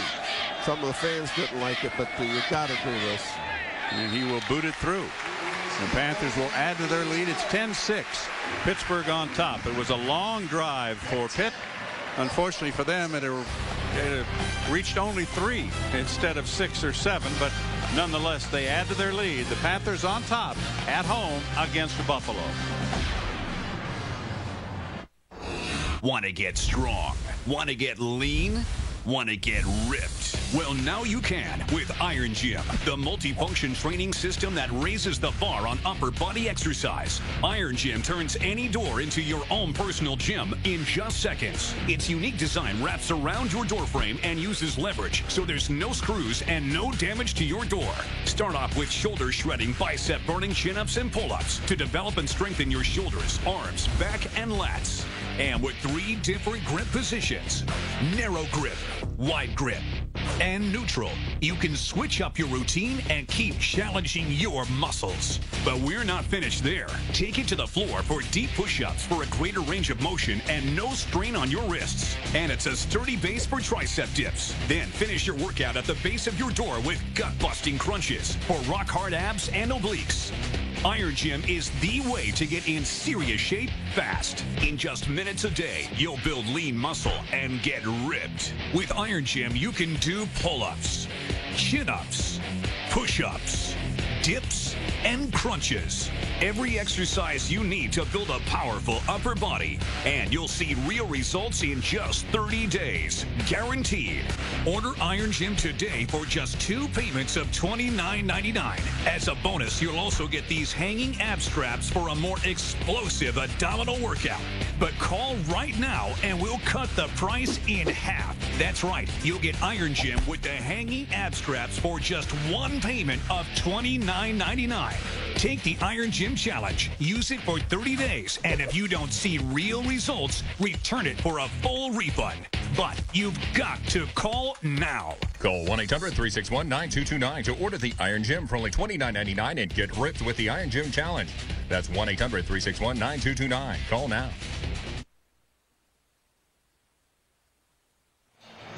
Panthers lead at 10-6. I'm John Sanders along with Doug Graber. Interestingly enough, Doug, each team has had the football only 3 times in this opening half. There have been some long drives. That was a 6-minute drive there by Pittsburgh. Panthers scored twice. Bulls scored once. So let's see what happens now. Yeah, the first quarter was all Buffalo, in the second quarter now. Ever since they scored, Pitt is really starting to come on offense and defense, starting to play with a lot more confidence, starting to really fly around. Briggs will handle the kickoff duties from the 30-yard line. Roosevelt is deep for the Bulls. They're going to have it for the 4th time in this opening half. Nice kick. Great kick. No chance right there. Not returnable. So the Bulls will start at their own 20-yard line with just 2:42 remaining to be played. You know, and it's interesting. Dave Wannstedt is really coaching all the special teams himself, which I love doing as a head coach. I did it myself. Take a look at Willie's stats right here so far. 10 out of 14, man, he's accurate. Now he's up to 265 without a pick. And West Virginia is taking it on the chin at East Carolina, 24-3. And the crowd really liked that when that score went up. That's the one they've been cheering throughout the game. 1st and 10 at the 20-yard line. See if the Bulls can get it going on this possession. Willie rolls right, looks right, started the throw, and now dumps it out of bounds. And again, that's a coverage situation there. He had nobody to throw to. No place to go. And, of course, you know, when you sprint out like that, you do cut the field in half. And that was very, very well defense. Take a look at it right here. He's sprinting out. And, of course, you slide all your zone coverages over with that. Nice job of McKillop staying with it right there and putting pressure on. That's what a senior quarterback can do. Don't force it. Just, hey, let's play another down. Well, Scott McKillop was the nation's leader in tackles per game a year ago. Had 1 sack last week, and he's played well. He's been in a lot of plays so far tonight. 2nd down 10 for the Bulls. A little bit of a delayed handoff that time, and it's going to pick up good yardage. The 1st down, as a matter of fact, by Starks. Brummius made the tackle, but Starks fights his way all the way out to near the 35-yard line. Actually, that ball came out yes, right there. It did. And Niedermeyer picked it up, number 75, and he was the one advancing it down the field. But you can't give all the yardage then to Starks. No, you can't. You got to give Niedermeyer about 3 here. Let's take a look. That's called the slip draw. That was Niedermeyer pulling on the play. I think he was down. I think, in my opinion, he was down right there. Well, they did not rule him down. No, they didn't. 5 wide receivers, and 1st down and 10 at the 35. Willie looks left, throws left, and the catch is made. That's a 1st down at midfield. Drilled it to Jackson that time. 15-yard pickup to midfield. This is a very, very well conceived offensive plan. They spread the field, they run it, they throw it, they do a lot of different things. They move the pocket. Take a look at this throw. Wow. That ball was bobbled. That was Ernest Jackson, but I'll tell you what, that was a terrific throw. Same formation, empty backfield, and the catch is made for about 4 yards on the play. Again, it was Roosevelt there. He'll pick up 4. Ransom defensively, one of the linebackers for Pitt, stops him at the 46-yard line. 2nd down, 6, minute and a half to go in the opening half of play. You just sense that Willie is really getting into a rhythm here. I mean, every throw is right on the money. And he is emptying the backfield again as Starks moves out to the right in the slot. There's another one. Roosevelt makes the catch inside the 30, 25, 24-yard line. Ransom made the tackle, but a 23-yard pickup. And why is that slant play so open, Doug? Well, you know, because they're spreading the field so much. I mean, with this 5 wide receiver offense, they've got the field spread, and that's exactly what it does. And if you don't match up your nickel and go man, you're going to have some slots right there. And again, that was Austin Ransom, number 86. You can't give that inside release. Well, they have all their timeouts remaining. Willie steps up, and now he's going to run. 15, he'll slide down at about the 13-yard line before he takes a hit. Well, you know, I asked Turner Gill the question the other day, is this young man an NFL quarterback? And he definitely thought he was. And you know what? I've got to agree. And based on what I'm seeing right here, what a drive this is. Well, he should know, shouldn't he? He absolutely should know. You know, he's coached a lot of great quarterbacks in his days at Nebraska. Pretty darn good with himself. Ball is spotted at the 13-yard line. Pittsburgh takes the timeout. That is their second timeout, right? And now, again, you've got Buffalo in the red zone. They've been good in the red zone. You talk about MAC quarterback legends, Leftwich, Roethlisberger, who will play in this Stadium tomorrow. And Pennington, that's a pretty good trio, isn't it, Doug? Yeah, it really is. And here's some of the good ones that are still there. Drew Willie, certain one of them. Nate Davis at Ball State look at his numbers. And Dan Lefevre at Central Michigan. I tell you what, there's 3 pretty good ones in the MAC right now. Lilly's had a great first half. He's 13 of 18 for 123 yards. So he has done what they hoped he would do. He's kept this Buffalo Bulls offense moving down the field, and they are knocking at the door at the 13 with a 1st and 10. Well, and this offense is very, very well conceived. I'm very, very impressed. Again, here we go. Spread the field. 5 wide receivers. Empty backfield. Willie throws it short. The hit is made. The ball comes loose. I think that's going to be incomplete. Yep. That was good defense right there. Williams was there to make the hit, and Jackson could not hang on. So a good job defensively for Pittsburgh. Excellent job. Let's take a look at it right here. There's the collision right there by Williams, the redshirt freshman linebacker out of Naples, Florida. Man, that was a collision. Timeout. Buffalo. Buffalo will take its first timeout. Team timeout. I'll tell you, if you're going to run those plays over the middle, you better be prepared to be hit. If you're the defense, contrary to that, you need to stick them in there to make them a little gun shy, you know? I coached the secondary in the NFL for a lot of years, and the creed was, they want to throw it over the middle. That's fine. Let's make sure they pay the price. Well, a reminder coming up at halftime. Pitt's basketball coach Jamie Dixon will join us for a live interview. We'll have all the stats and the highlights, and we will update Doug's keys to the game to see how these two teams are doing. I think that's one of the great things when you do keys. You need to go back and look and say, well, this one worked, this one didn't work. You know Absolutely. what I'm saying? Hey, I got to be accountable. Everybody else is. Sun actually popped out there briefly. Dave Wanstead's team is in front, but it's a lead that's in jeopardy here in the final 45 seconds. Boy, give Buffalo a lot of credit for answering the bell here. The momentum had totally turned, and now they're turning it back. Again, they spread the field with the 5 wide receivers. Willie looks to the end zone, throws, knocked away. Incomplete. Great recovery defensively by Barry. He got an arm in there and knocked that one away. You know what, Phil Bennett, the defensive coordinator, he said, okay, that's enough of that. They came with a blitz and straight man-to-man, and a nice job by Barry closing right there on Brett Hamler. And as you saw, the fellow by the where's number 40, McKillop, was also right in the area. Buffalo. Well, Buffalo will take timeout number 2. It only took 5 seconds on the last incompletion, and it's still 3rd down and 10 for the Bulls, who have played well here in the first half. Big play for the Pitt defense right now, because again, this team has been very, very, very solid in the red zone.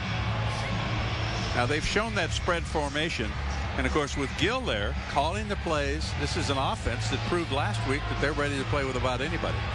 Yeah, you know, and again, take a look at last season, the turnaround under Gill. 5 wins. Now that's that may not seem like a lot, but 4-2 in the East Division of the Mid-American Conference. And that East Division, listen to some of the teams there. That's Miami, Bowling Green, Ohio U, who had the lead on Ohio State going in the 4th quarter today.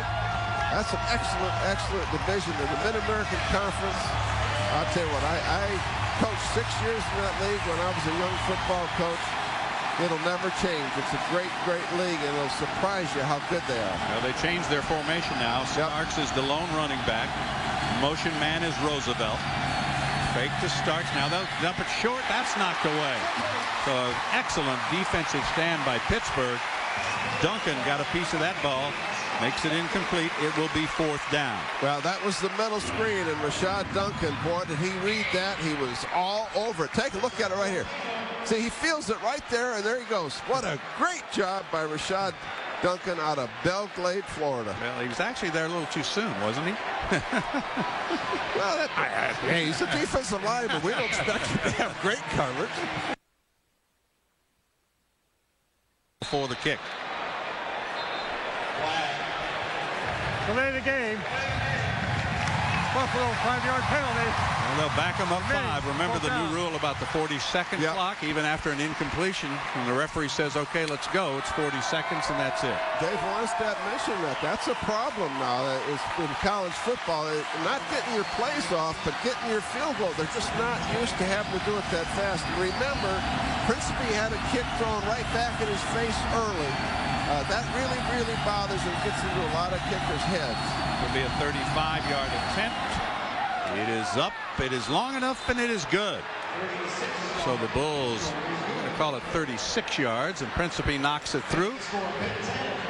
And make it 10-9. So the Bulls did get something out of that drive. They ate up most of the clock here in the second quarter of play.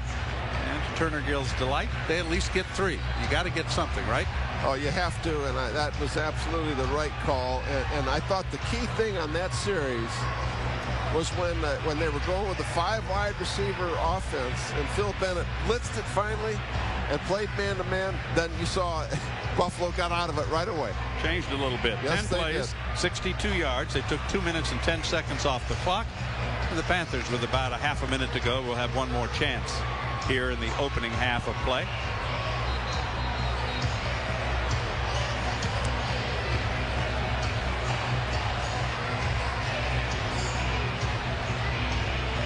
Wright and Stevens Howling will be the deepest men.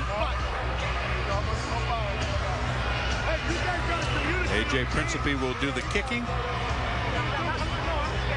The Panthers certainly would like a big play. That's kind of been missing from their offense this year, is that big play. Well, that's exactly what Coach Wannstedt was talking about yesterday. That's really been a problem. And they really think about it, they haven't made a really big play down the field tonight either. No, they have on their last drive, certainly their last 2 drives, they certainly controlled the clock and the football. Stevens Howling will pick it up in the end zone and bring it out. 10-15, puts his head down, and that's all the farther he's going to get as he squeezes out a couple more yards to about the 18. It'll be first down 10 for the Panthers with 24 seconds to go in the half, an 18-yard return. 26. Yeah, and I think right here, Coach Wannstedt is going to want to just kind of sit on the ball. If they'd gotten a big return and gotten out to the 40-yard line, that's a whole different story. But being inside the 20, I'll be surprised if they don't just and although they're coming out with a 4 wide receiver set. Yes, they are. Lone running back is LaShawn McCoy. He's going to get the football on a little bit of a delay, and he's got the moves to get out for about 8 yards, just short of the 30-yard line. Winters made the tackle with some help from his friends. Yeah, good strategy. Spread the field out, let your great back try to make a play and make somebody miss. And the Panthers are going to take another timeout. Pittsburgh, that's their third and final. The Panthers have used their third and final first half timeout. Now you got a little breathing room. You know, now you might want to throw one down the field, although honestly myself, I'd still want to just get into the locker room here with the lead. Panthers on top by 1. Each team has a field goal. Each team has a touchdown. The difference in the game was the missed extra point by Principe for Buffalo. And you talk about missing one. He missed it badly, didn't he? Yeah, right into the line. And I think that was a direct result of Pitt blocking that field goal in the very first series of the first quarter. That's right. Boy, what a beautiful evening here in Pittsburgh, and fans are having fun. Like to see Pitt do a little more on offense. There you see McKillick right there. What a productive guy he is. He is a great linebacker, one of the best in the country. See what Stull decides to do. He's under center. Same type of play. It'll be a first down and more as they go out beyond the 40-yard line. Now you might want to take a timeout and throw one down the field. Well, they can't take a timeout. They don't have any left. You're right. Newton. that would be a problem. Sorry about that. Newton made the tackle, and they're going to try to hurry and get one more play. He's going to down it right there. Yeah. So they've got one more play coming with 3 seconds left. Now, again, with the ball on the 40-yard line, I think you definitely take a shot. You throw a Hail Mary, you just hope for something positive to happen, interference, whatever. 2nd and 10. Now they'll use 4 wide receivers. Yep. I'm sure we're going to see some kind of a sprint out to the wide side of the field. Yep, here it comes. There was some pressure. He runs away from it and throws it up for grabs. And it is grabbed by Buffalo. Well, that's the way the half is going to end as the Bulls make the interception. Certainly didn't hurt him. Cook picked it off. It's 10-9. The Pittsburgh Panthers have the lead. We hope you'll stay with us for halftime. We check some of the highlights and the stats. And Pittsburgh's basketball coach Jamie Dixon will be joining me. And we'll be talking about the upcoming basketball season. It's not that far away, even though it's early in the football season. The Bulls head to their locker room, the Panthers to theirs. Halftime score, Pittsburgh 10, Buffalo 9. Stay with us. We'll be right back.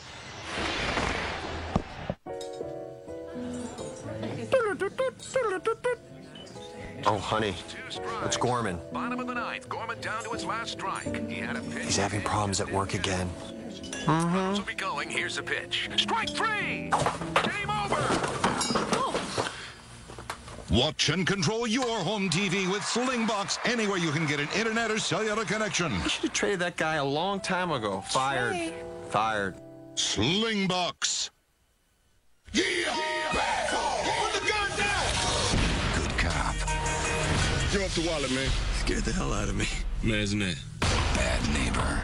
The outside lights are shining right into our upstairs. See how that could be annoying. On September 19th. The hell are you doing? You didn't ask my permission to plant these trees. Come on over. Let's do something. Who can you call? Get off my property. Won't call the cops. Tell you who's on duty. When you can't call the police. He's trying to kill us. Come on! Lakeview Terrace. Rated PG-13. They say 40 is the new 30 and 30 is the new 20. But is your hair loss making you look older than you feel? Then you need Follicare, a leading product that's better and easier than before. The growth has been incredible. I've regrown my hair at least 2-3 times over in such a short period of time. Follicare is better because its unique 4-in-1 action targets all the major reasons for hair loss, helping you turn back the age clock. I started using Follicare, and within less than 6 months, I've seen a tremendous amount of difference. If you're young and starting to thin, Follicare is for you. If you want a thicker head of hair, Follicare is for you. If you've been losing hair for a long time, Follicare is definitely for you. You know, I would have never thought at 43 years old that I could have a head of hair better than my 23-year-old son. I recommend Follicare to all my patients because it works. Don't let simple hair loss make you look older. Follicare takes years off your appearance, all for as little as $1 a day. For you skeptics, Follicare comes with a full 1-year satisfaction guarantee. Order Follicare today. Like thousands of others, you'll be glad you did.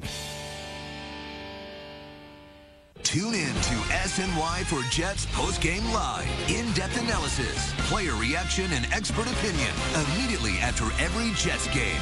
Jets Postgame Live, only on SNY. Get to New York sports here. Tune in to SNY for First and Goal with Mike Tannenbaum. Presented by Atlantic Health. A detailed preview of the upcoming Jets game every Thursday at 4:30 p.m. Only on SNY. Get to New York sports here.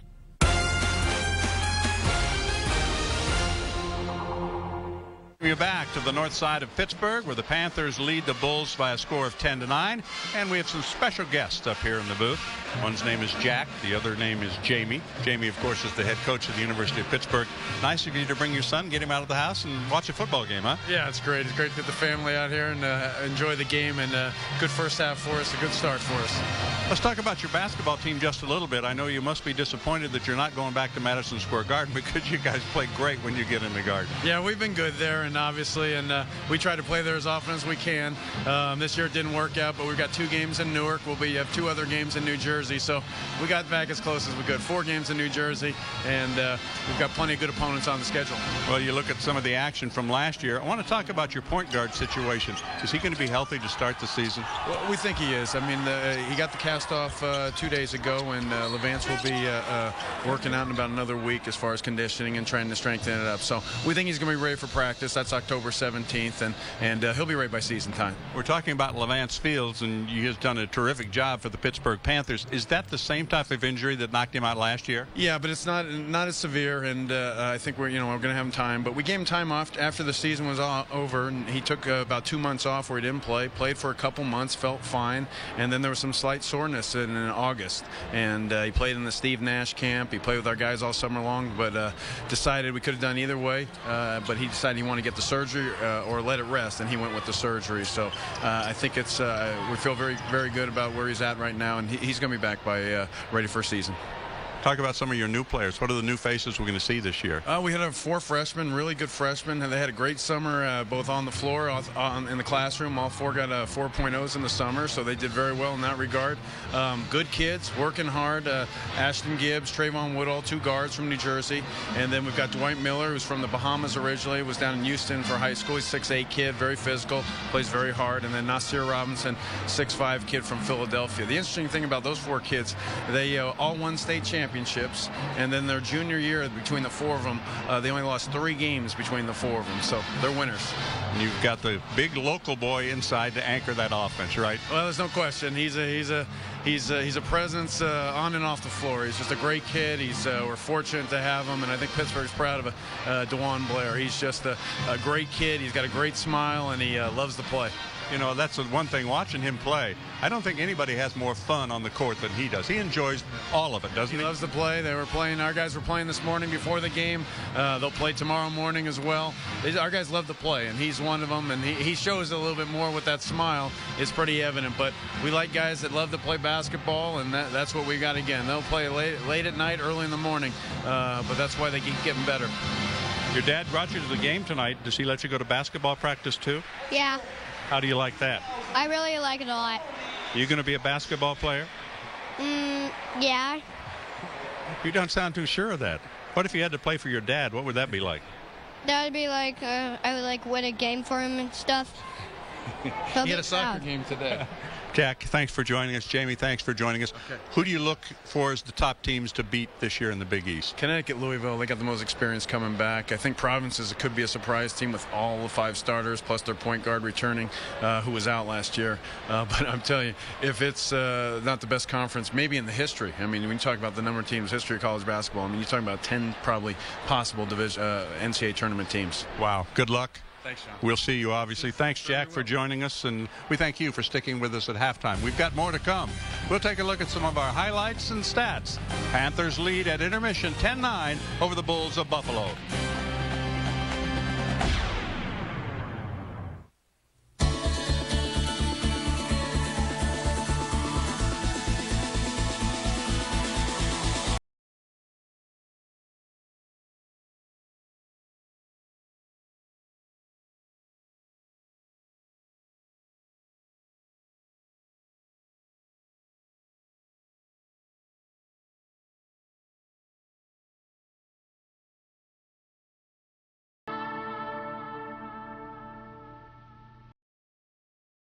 Into cash. No more mortgage payments. Thank you, Timeshares Only. At Timeshares Only, you'll find properties from the biggest names in the industry. If you want to buy, sell, or rent, call now. Call Timeshares Only and get your free information kit with our insider secrets to buying, selling, and renting timeshares, plus receive a free $100 gift card. Over $5 billion sold in the past 6 months proves now can be the best time to sell.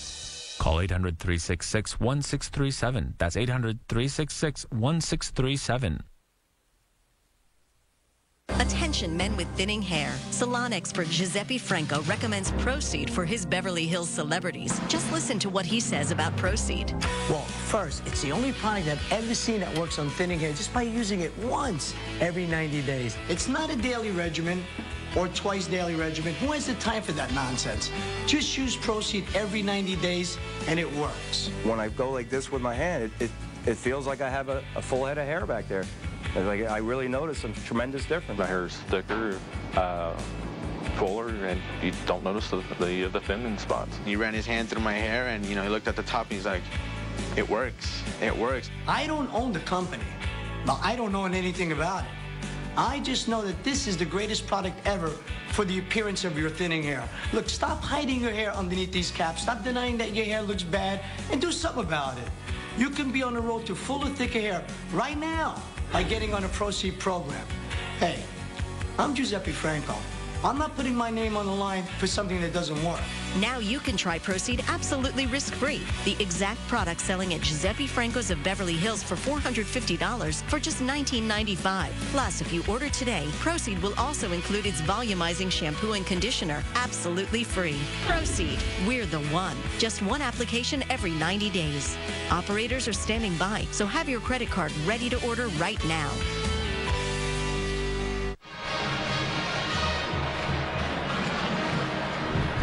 We are back. It's 10-9 at halftime here at Heinz Field on the north side of Pittsburgh. What a difference in the first 2 quarters of this game as we welcome you back. I'm John Sanders along with Doug Graber. Obviously, Doug, the first quarter was pretty much all Buffalo. Well, it was all Buffalo. But you know what? When McCoy finally got it in the end zone for Pitt, I sensed a huge change in that sideline. The momentum certainly changed at that point. And, of course, one of the big plays for Pitt was that blocked field goal attempt. But let's look at the highlights for Buffalo, because Willie, as advertised, has been terrific. Wow. You know, you can see why he's gone so long without the interception. You know, he's been very, very accurate all the way through. Look at him here throwing on the run. He has been tremendously impressive to me. 6'4". He's got good touch. He's got great accuracy. You know, he's making all the throws. And Thurmanus gets it in the end zone for the opening score for Buffalo. They wanted to add to that lead, but they weren't able to do it because of this. Well, I think this was huge in the game. And, of course, Dave Wanstead coaches those teams. And here we go. Finally, Stull gets going. He gets into the act, makes a nice throw on the sideline to Kinder. Makes a good throw to the big tight end here. Good effort sticking it down inside the 5. And this guy, McCoy, now he knows how to put it in the end zone, no question. And for McCoy, just his second touchdown of the season. He had one last week. He has one so far tonight. 10 points for Pitt. Obviously, if you're a fan or a coach, you'd like to see more production from them. Well, you certainly would. And I think the key is to get a good balance going, get McCoy going.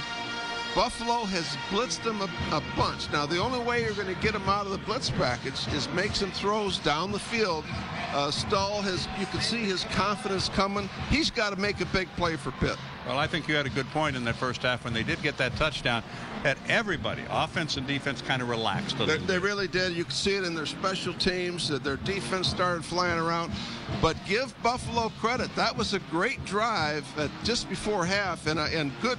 You know what? In one of our keys to the game was red zone. They didn't get it in, and that was a nice job by the Pitt defense. They did get 3 points to make it a 1-point game. We have more coming up. From here at Heinz Field on the north side of Pittsburgh, halftime. Pittsburgh leads at 10-9 over Buffalo.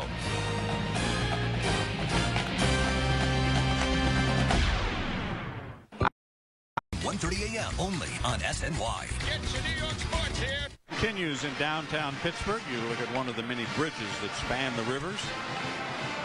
Here were the Monongahela. They form the Ohio right here. Look at the first half stats. Dominated, obviously, by the Bulls, and it turned around in the second quarter of play. Well, it really did. That's a tale of 2 quarters right there, and the time of possession, again, you know, Buffalo had it. They had the football, really, the whole first quarter just about, and then, of course, they had the long drive at the very end of the second quarter. Well, let's talk about your keys to the game tonight. Willie, of course, was terrific, and here are your keys, and that streak continues. 21 more passes, no interceptions. You know what, and I can see why he doesn't throw interceptions. He's just extremely accurate. He's smart with the football. You know, you're going to have to make a great play to get a pick on this guy. The key for Buffalo was to hold McCoy to 4.0 or less. They obviously have not done that, so that's good on the Pitt side. Buffalo has been a very, very good team in the red zone. Again, they were 2 for 2 tonight, although they did force them to a field goal on that last drive, which I think was a key thing. Now let's take a look at Pitt. That was the huge key right there. No fumbles. Now, remember, Stull actually had a fumble that was recovered, that they recovered it when he was sacked. But they have not turned it over on a fumble. They're going to try like crazy to get an interception off of Willie, but that's going to be tough duty. We talked about that. They have stopped the long ball. There has not been one long throw down the field. I mean, they've had their share of 15 yards. but they haven't had that big 30, 40, 50-yard play. So Pitt has certainly achieved those goals, except the interception. Willie was 13 of 21 for 123 yards, no interceptions. His outstanding running back, Starks, was carried 11 times for 63 yards. For Pittsburgh, McCoy carried 7 times for 42 yards. We'll take one more break. When we come back, we'll be ready for the second half of play. Pittsburgh leading Buffalo 10-9. Stay with us. We'll be back with more from downtown Pittsburgh right after this.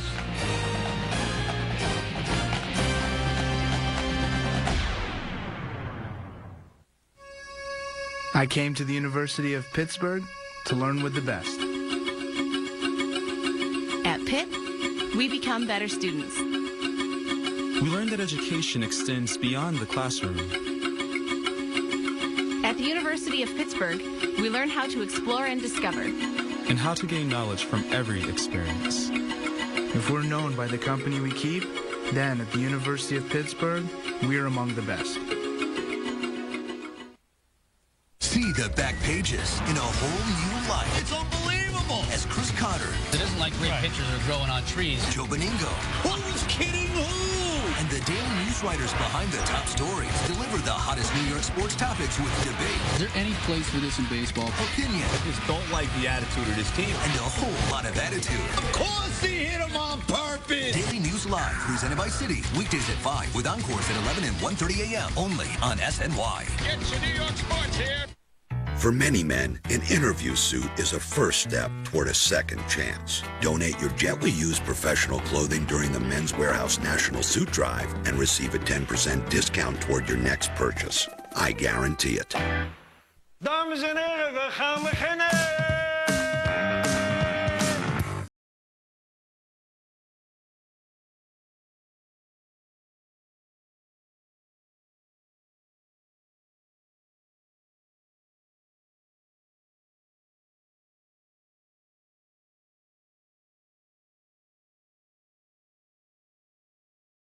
For a taste that's pure Amsterdam. Amstel Light, one damn good beer. For many men, an interview suit is a first step toward a second chance. Donate your gently used professional clothing during the Men's Warehouse National Suit Drive and receive a 10% discount toward your next purchase. I guarantee it. Back 10-9 is the score here. Big East College football from Pittsburgh, Pennsylvania. And let's take a look, Doug, at some other scores involving Big East schools.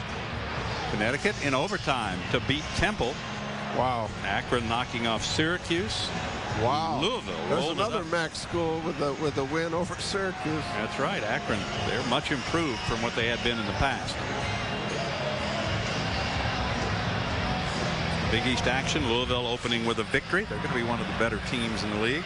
We're getting revved up for the second half of play. And remember, the Panthers will have the football to start the second half. Both teams are back on the field.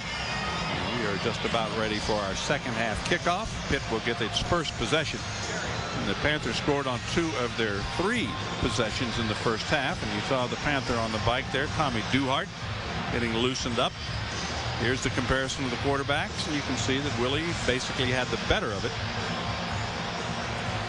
Well, you know, but the key is what he does best is throw the ball down the field, and really Pitt did a pretty good job on that. And Stull, remember, got off to a very, very slow start.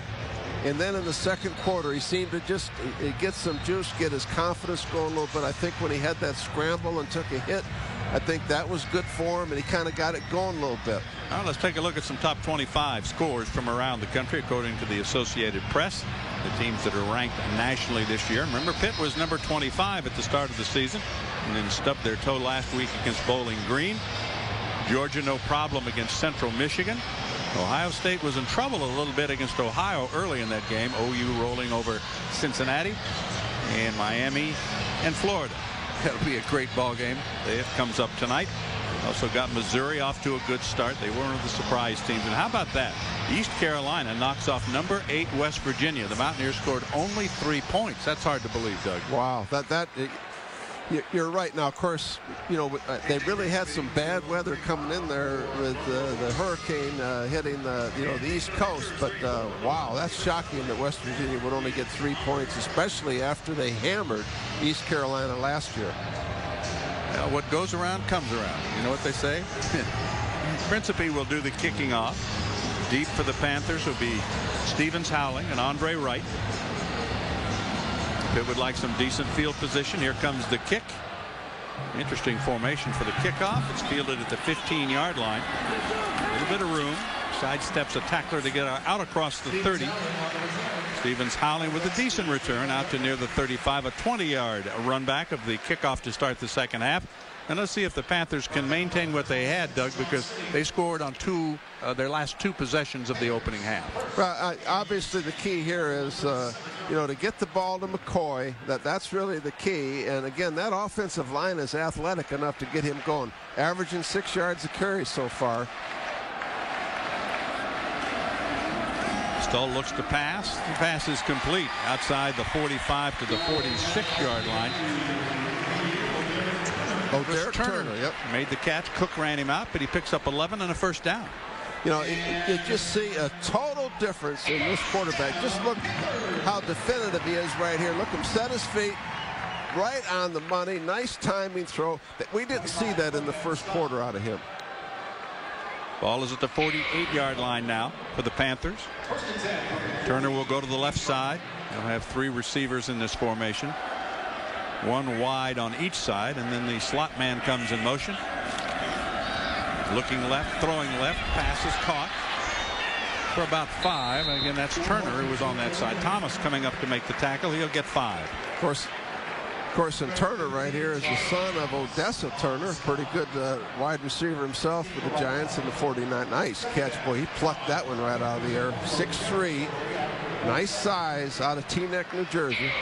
Third catch for Turner for 27 yards. Second down and 5. Out of the I formation now for Pittsburgh. Playing at their home field, Heinz Field, natural grass. Not much there at all that time for McCoy. No gain. Shannon and company made the tackle. Full strong safety blitz. I mean, they had every gap covered, a lot of penetration. That's a run-down defense all the way. Take a look at it right here. See the safety coming at the top. They had every gap covered, and that's tough to run against. Well, they did give him a yard on the play. So it'll be 3rd down and 4 coming up for Pittsburgh. 3 wide receivers in the formation. Looks like a running formation here. It's not. He's looking for that quick pass, and he's got it on the far sideline. Once again, it's Turner, and Thomas is the man covering him and pushes him out of bounds, but he picks up 6, and he's got a first down for the Panthers. It looks to me like Buffalo defensive coordinator. Here's the 3-step throw. Nice timing, good throw right on the sideline. It looks like Jimmy Williams has decided, okay, if they're going to beat us, let's make Stoll beat us. We're not going to let LaShawn McCoy beat us. And they've been put 8 in the box and bringing a lot of strong safety blitzes, tough to run against. Stoll will dump it out into the flat. McCoy, 30, 25, inside the 20, and he's run down. Byam sprung him with a good block, and McCoy picks up 23 yards. That's the best throw that he's made tonight. That is not an easy throw. Boy, he put it right on the money. Nice timing. Take a look at this way. He didn't have to make any adjustment. Ball was thrown in front of him. Nice block by the tight end. That was, in my opinion, the best throw he's made tonight. That is not an easy throw. Down to the 16-yard line. It'll be 1st down 10, and the Panthers moving the ball on their first possession here in the second half.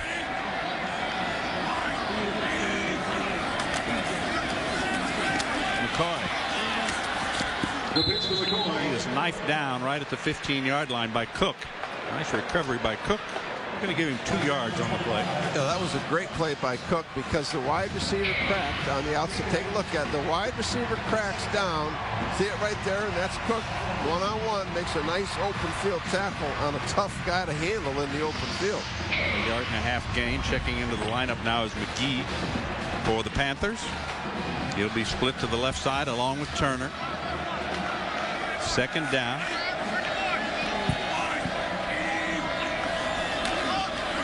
Stoll delivers the pass. It's caught and bumped out of bounds near the 10-yard line is Kinder. Another blitz. It was another blitz, and of course, when you blitz, you've got to, your wide receivers are one-on-one, and you got to make these throws and make them.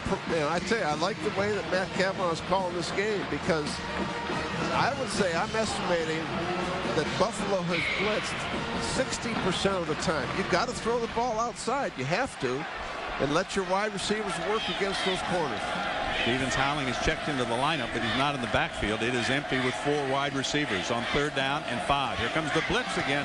Dumped over the middle. Caught. That's going to be very close to the first down.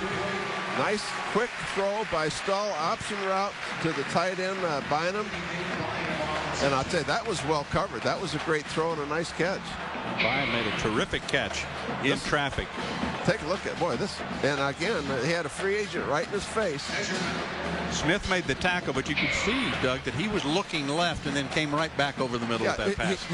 That time, earlier in the game, he panicked on the blitz. That time, he kept his poise. He knew where he had to go with the football, and he made the throw. I really think we're watching the development of a quarterback here. This guy has the tools to be a good player. He's just got to grow up and get confidence. Well, it's 1st down and goal for the Panthers. He is 6 of 6 passing here in the second half is Bill Stoll. So he has done a great job. He's been sitting back there in the pocket with a lot of confidence, and the Bulls have continued to rush him with blitzes. Yeah, and Dave Wannstedt said that the worst thing with Bill Stoll, he's so hard on himself.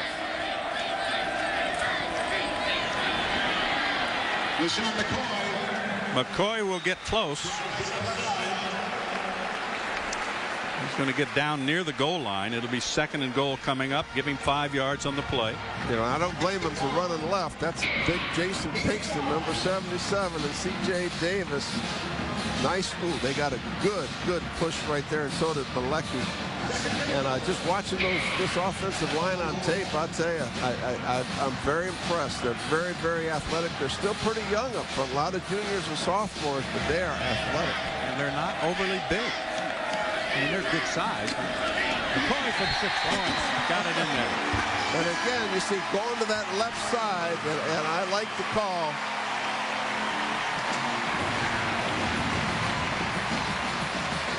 It'll be Connor Lee coming on to try to extend his record of consecutive PATs. A 1-yard touchdown run for McCoy. He gets his 2nd TD of the night. And the Panthers once again have moved in front.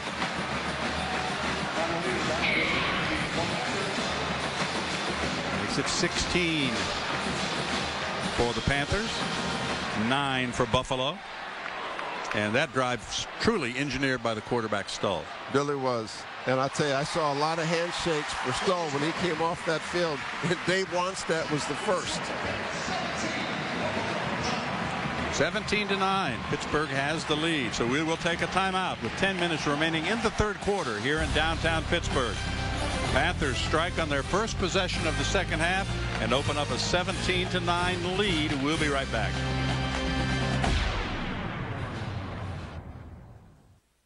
Tired of getting last week's burnt mess on this week's dinner? Hi, Steve Barkey, Mr. Do-It-Yourself here. Does this charred mess look familiar? Why spend hundreds on a grill that you can never seem to keep clean? Well, this is Grill Daddy, the revolutionary new grill cleaning tool. The fastest, easiest way to keep your grill clean and your food tasting backyard barbecue great. With one quick turn of the valve, the Grill Daddy releases a stream of water that steam cleans that cooked on, charred on mess away in seconds. And it sterilizes too. Just preheat, brush, rinse, and sterilize. It's that easy. Grill Daddy leaves your grill spotless and sanitary with no chemicals and no hard work. Use it on stainless steel grills, ceramic grills, iron grills. Grill Daddy keeps them all looking like new. And no more black residue on your grilled food. The stainless steel brush heads are removable, replaceable, and dishwasher safe. And it's the last grill cleaning tool you'll ever need. Nothing cleans like a Grill Daddy. So why spend a fortune on a grill that you can't seem to keep clean when you can get the Grill Daddy? You can get your Grill Daddy today for only $14.99. When you call, ask about our Grill Daddy Pro. It's perfect for all your grilling needs, and it makes a great gift. Order right now, and I'll include my Grill Perfect reusable color-changing beef thermometer free.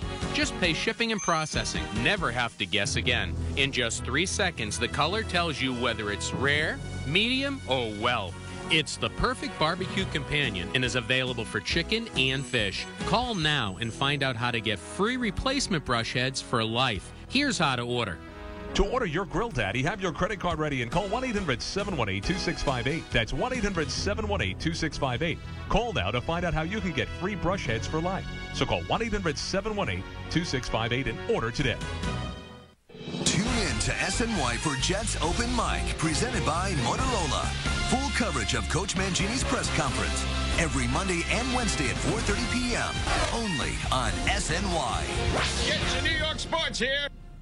They're animated, lively, and downright entertaining. Catch the boisterous duo, Chris Carlin and Adam Scheid, as they take on the latest sports news on Loudmouth. Weeknights at 6, only on SNY. Dave Wanstead's team now has opened up a 17-9 lead, and Doug, they've scored on 3 of their last 4 possessions. Of course, one of those was right before the half, so you don't really count that because they were running out the clock. But to recap this one a little bit, Snow was on target, and so was McCoy. Yeah, he really was, and that was a nice throw on the flare and get him matched up against the linebacker. There's a full blitz where he hits the tight end. The safety was unblocked. He got rid of the football, and here's the touchdown over that left side. That was a nice stop by John Malecki pulling around on the power play. There you see Sean McCoy. Now he's finally going to get some smiles going. He's getting the football and doing things with it. 10 plays, 63 yards, and they've had some long drives here tonight. That one took 4 minutes and 55 seconds off the clock. Roosevelt is deep. For the Bulls, the kickoff will come to him. Fielded at about the 7-yard line. Run out of bounds at the 25. So about an 18-yard return. We'll see if the Bulls can answer. Now that's the question, Doug, in this situation. You watch Pitt kind of take control offensively. Can you respond with your offense? Well, you got the guy right there that can definitely respond. And now it'll be interesting to see if they go with that 5 wide receiver spread offense or exactly what the strategy is here. And there are going to be 3 in this possession. Yep. And left Starks is the lone setback. That's an audible. Starks at the 25, the 30, and he's spun down as he gets out to about the 33-yard line. The tackle made by McKillop. Who else would you expect? Give him 8 on the play. Boy, but they gashed him pretty good here. I mean, Starks really had to take a look at it. Nice job by the offensive line. Nice, simple little zone cutback play. And again, McKillick is all by himself making the tackle. Somebody in that defensive front has got to get a little more penetration and get off a block. Second down and a couple for the Bulls, who have had their own long drives in this game. Both teams have put together long stretches where they've had the football with their offensive team on the field. Here comes the blitz. Starks looking to get outside. He will turn the corner, pick up the first down, and he's forced out about the 40-yard line. Well, they had the perfect play on against the blitz. They ran the inside blitz with the linebackers, and they ran just the simple toss. And a nice job by the tight end, Jesse Rack right here. See him right there, 82. Niedermeyer also. And Niedermeyer, you know, whenever they need a guy to pull, it's always seems like it's Niedermeyer, number 75. Well, he did a good job on that play. They get it to the 40, a gain of 6, first down and 10 for the Bulls of Buffalo.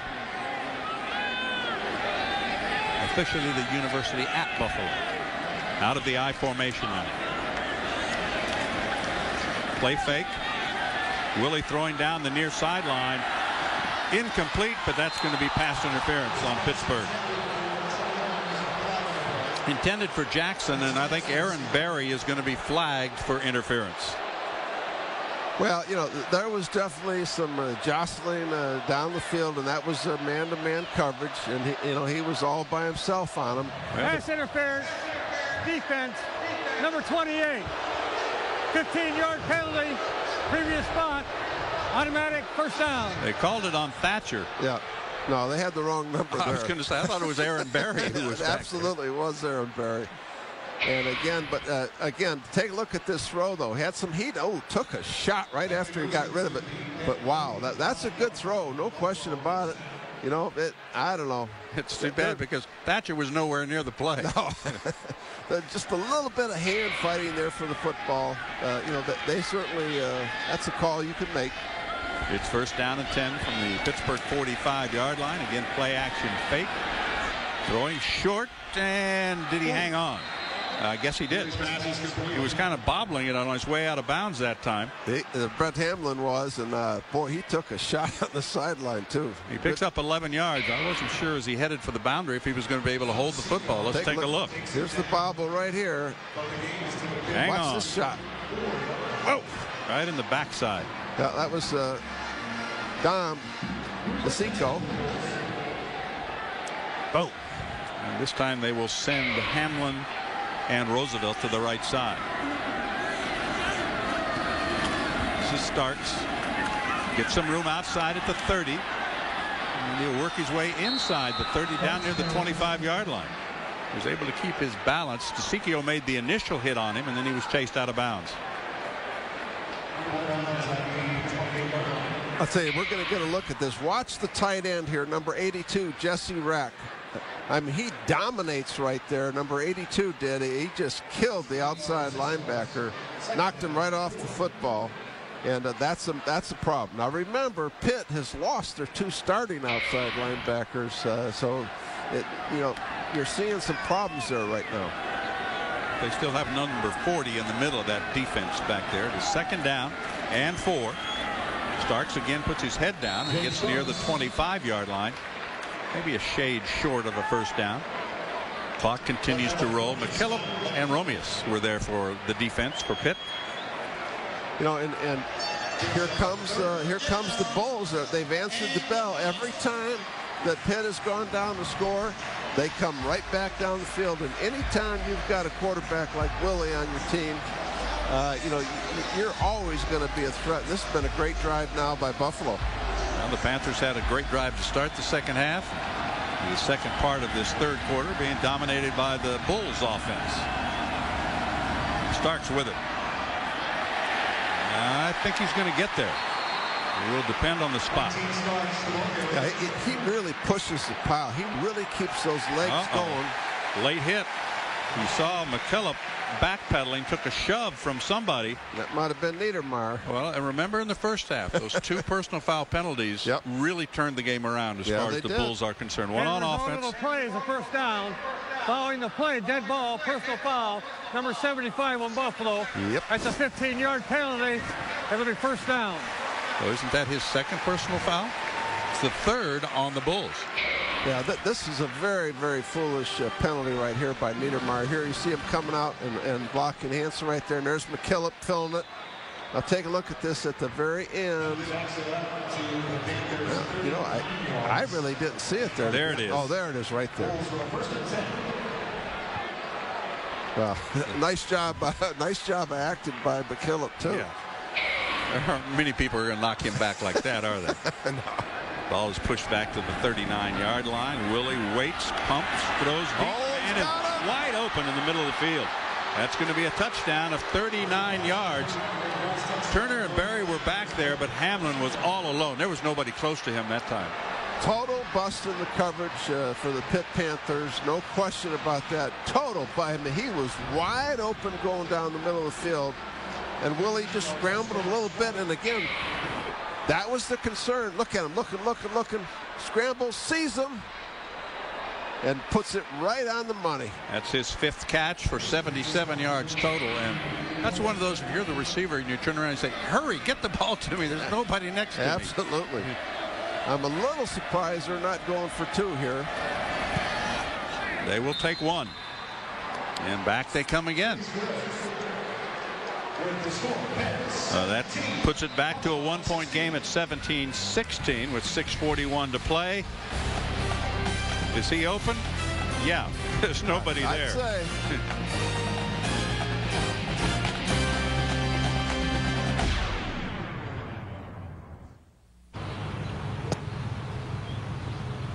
Hey, how'd you learn to do that? Come on, what's your secret? Would you take lessons? You got your own pro? Yep, I got a bunch of them. What do you mean you got a bunch of them? Here, order your own. Get 12 months of Golf Digest with easy-to-follow tips and techniques for just $14.97. Order today and receive this DVD absolutely free. Call now to order Golf Digest, 800-543-6200. That's 800-543-6200. Give up the wallet, man. Welcome to the neighborhood, Chris. What? Abel Turner, LAPD. Scared me. Imagine that. Welcome to Lakeview Terrace, I met our new neighbor. He's a very special brand of humor. where it's peaceful. They're slashed. Did you see anyone? No, I just see you. It's safe. You didn't ask my permission to plant these. Come on over, let's do something. And the neighbors always watch out for you. I'll deal with it. Chris, he's trying to kill us. Lakeview Terrace, rated PG-13. Ever since I won the Win for Life instant game from the New York Lottery, I've been taking much better care of myself. Hey, as long as I keep living, they'll keep paying. Right, Stan? Another million this year, sir. Tune in to SNY for Jets Postgame Live. In-depth analysis, player reaction, and expert opinion immediately after every Jets game. Jets Postgame Live, only on SNY. Get your New York sports here. 9 innings of non-stop sports debate. It's become a circus. Opinion. That's a perfect way of looking at it. And spin. Enough of the nonsense. Catch host Brian Custer. What a lineup we've got for you. The always animated Scott Farrell. Give me a break. And smooth-talking Brandon Tierney. He's got great stuff. As they take on the hottest sports topics of the day. I love it. And each other. It doesn't matter who's right and who's wrong. In the Wheelhouse. Weekdays at 5:30, only on SNY. Get your New York sports here. Fade and fold, forget it. They're right back in the game again at 17-16, but they did not go for two there. Well, a little bit surprising to me that they didn't go for two. I mean, I'll tell you what that tells me. Turner Gill's got a lot of confidence in this offensive football team because I think had it been me, I would have wanted to tie the game right there. Now, Principe will kick off. You see Hamlin with his 5 catches, 77 yards, and you're right. The Bulls have had the answer every time that they've been pressed. Stevens howling with the return from the 10, gets to the 20, steps over his own teammate, and a little room outside.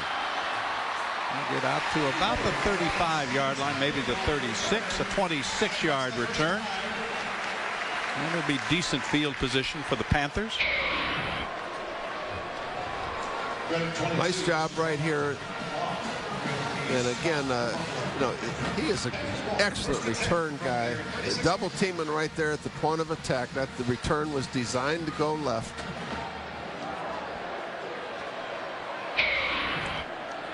The Panthers have it at their own 36-yard line.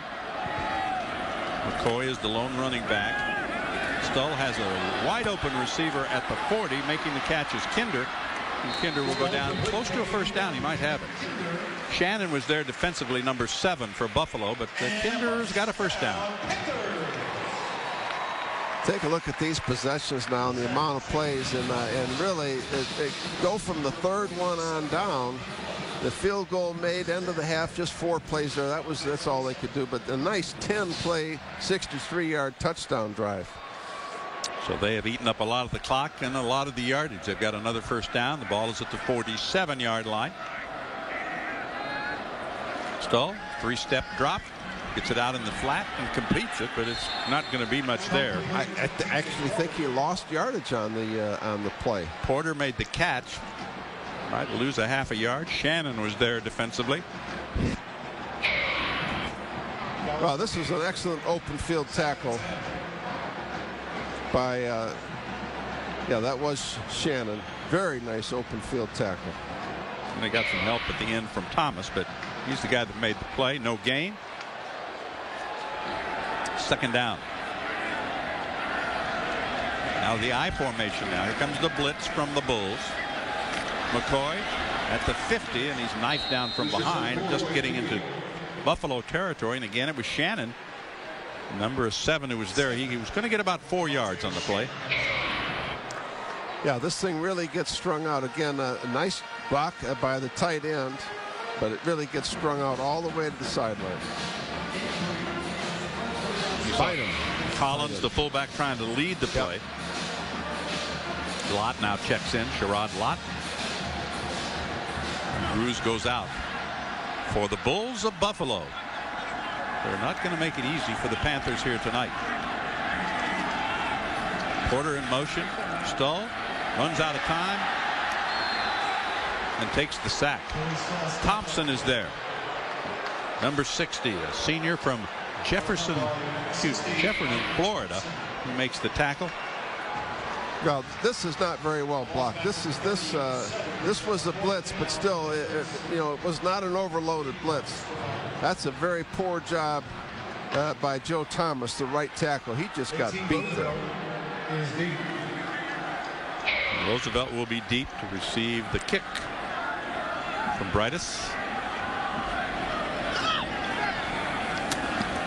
Left-footed kicker, end over end. Takes a bit of a pit bounce and winds up inside the 20-yard line. And we send the final 4 minutes of this third quarter of play. We got a good one going here in Pittsburgh, Pennsylvania. The Panthers lead the Bulls by 1, 17-16.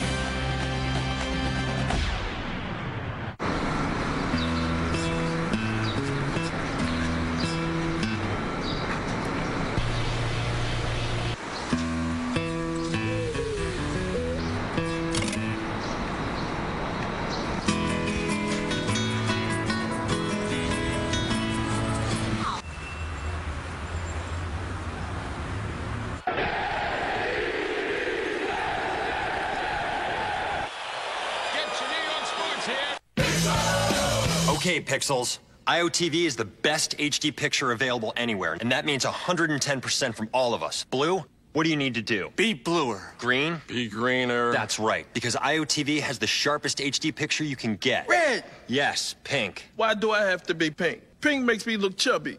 Oh. Rainbow! Incredible HD picture, awesome HD sound. IOTV brings you the best HD experience free. Hi, I'm Keith Hernandez here at Coin Galleries of Oyster Bay. Old coins can be valuable, so whether you're buying or selling, deal with the best. The professionals at Coin Galleries of Oyster Bay.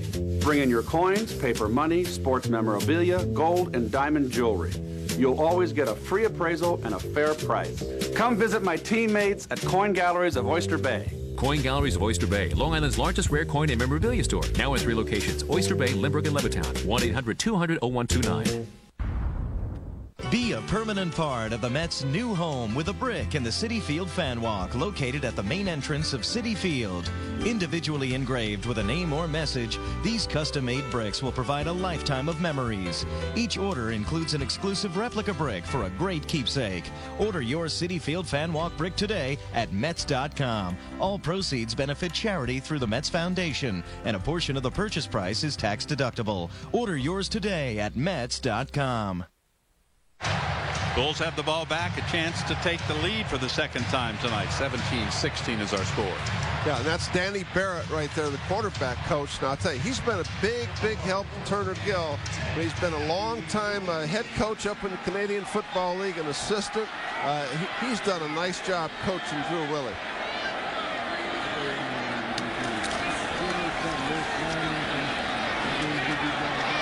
Rollout pass just a little too tall on the far side, intended for Jackson.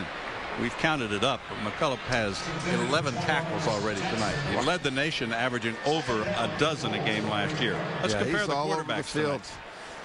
Well, and again, you saw that incompletion right there by Willie, but the numbers are pretty comparable now. But that's one of the few bad throws that Willie has made all night. He's been right on the money. And Stull is coming on strong, too.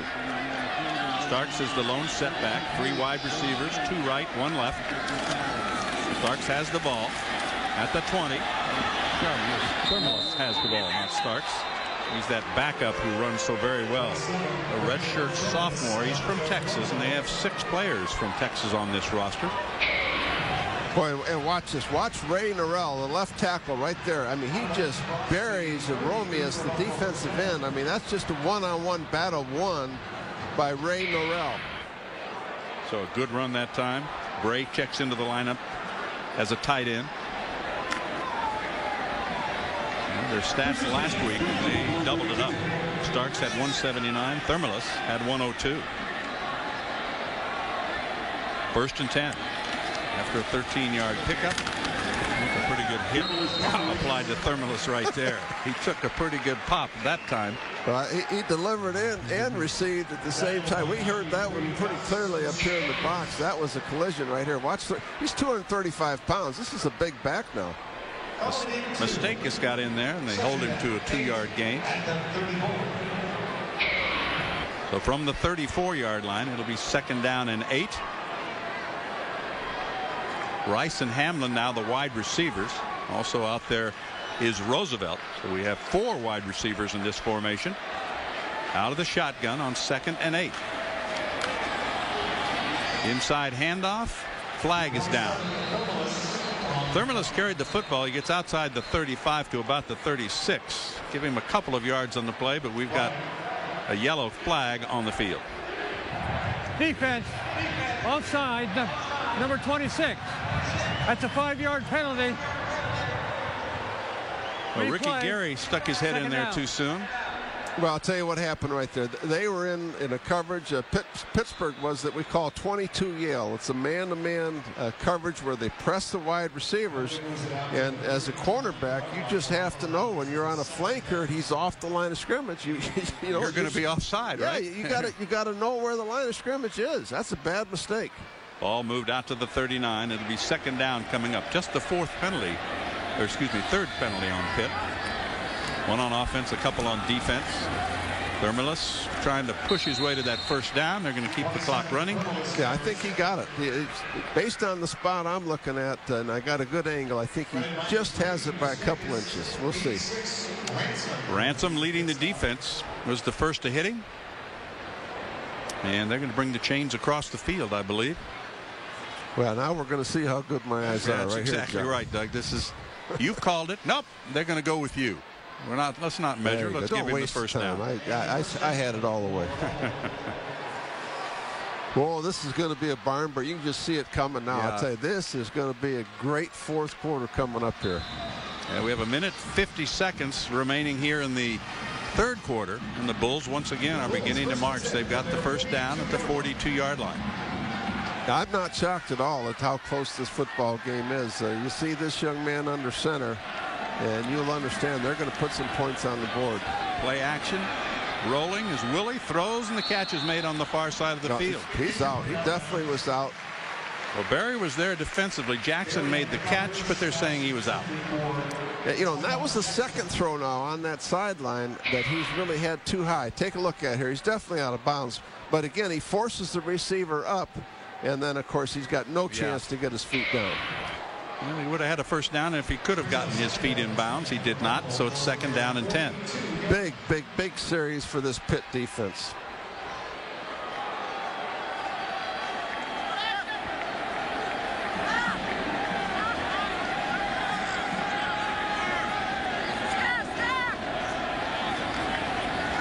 Willie under some pressure, throws it down underneath, spinning forward after making the catch is Roosevelt. There's McKillop again. 4-yard pickup, but McKillop was there to start it right then. That guy makes every single tackle, it seems like.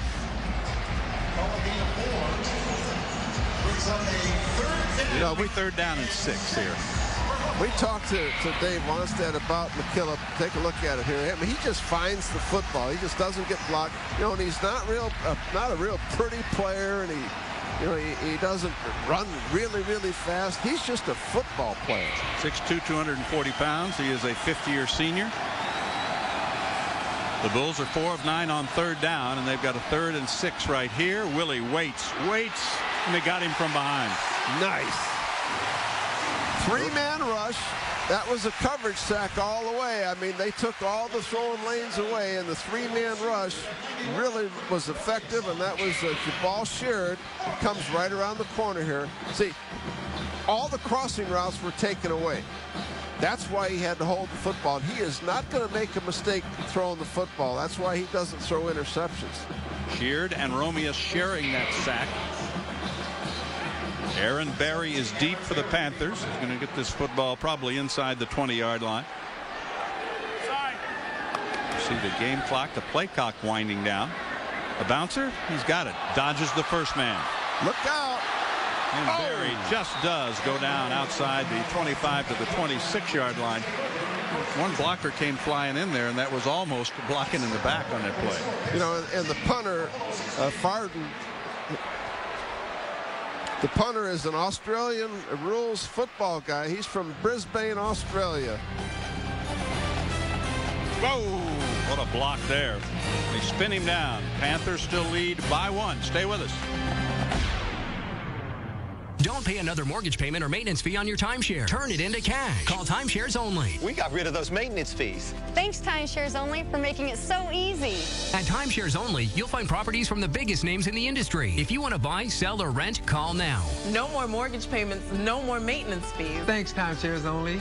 Call Timeshares Only and get your free information kit with our insider secrets to buying, selling, and renting timeshares, plus receive a free $100 gift card. Our thousands of satisfied customers have made us the largest resale marketplace in the world. Call Timeshares Only now. Your free information kit with our 10 secrets on selling your timeshare is waiting. The over $5 billion sold in the past 6 months proves now could be the best time to sell. Call Timeshares Only today. Thank us tomorrow. Call Timeshares Only now and get your free information kit. Turn your timeshare into cash and never pay another mortgage payment, maintenance fee, or tax bill again. Don't wait. Call now. Call 800-314-0762. That's 800-314-0762. Call 800-314-0762 now. Tired of getting last week's burnt mess on this week's dinner? Hi, Steve Barkey, Mr. Do-It-Yourself here. Does this charred mess look familiar? Why spend hundreds on a grill that you can never seem to keep clean? Well, this is Grill Daddy, the revolutionary new grill cleaning tool. The fastest, easiest way to keep your grill clean and your food-tasting backyard barbecue great. With one quick turn of the valve, the Grill Daddy releases a stream of water that steam cleans that cooked-on, charred-on mess away in seconds. And it sterilizes, too. Just preheat, brush, rinse, and sterilize. It's that easy. Grill Daddy leaves your grill spotless and sanitary with no chemicals and no hard work. Use it on stainless steel grills, ceramic grills, iron grills. Grill Daddy keeps them all looking like new. And no more black residue on your grilled food. The stainless steel brush heads are removable, replaceable, and dishwasher safe. And it's the last grill cleaning tool you'll ever need.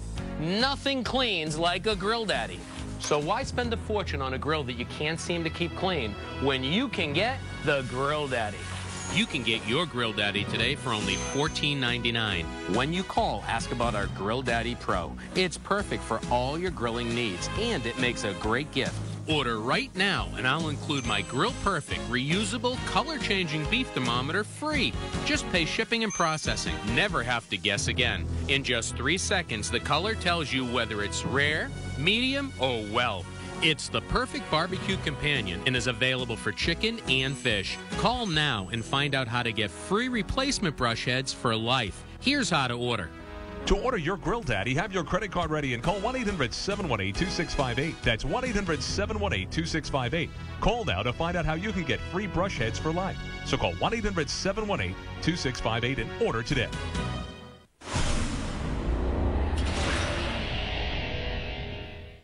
One-point lead as we begin the final quarter of play. We're into the fourth, 15 minutes remaining. A little rendition of Sweet Caroline got these people all fired up here.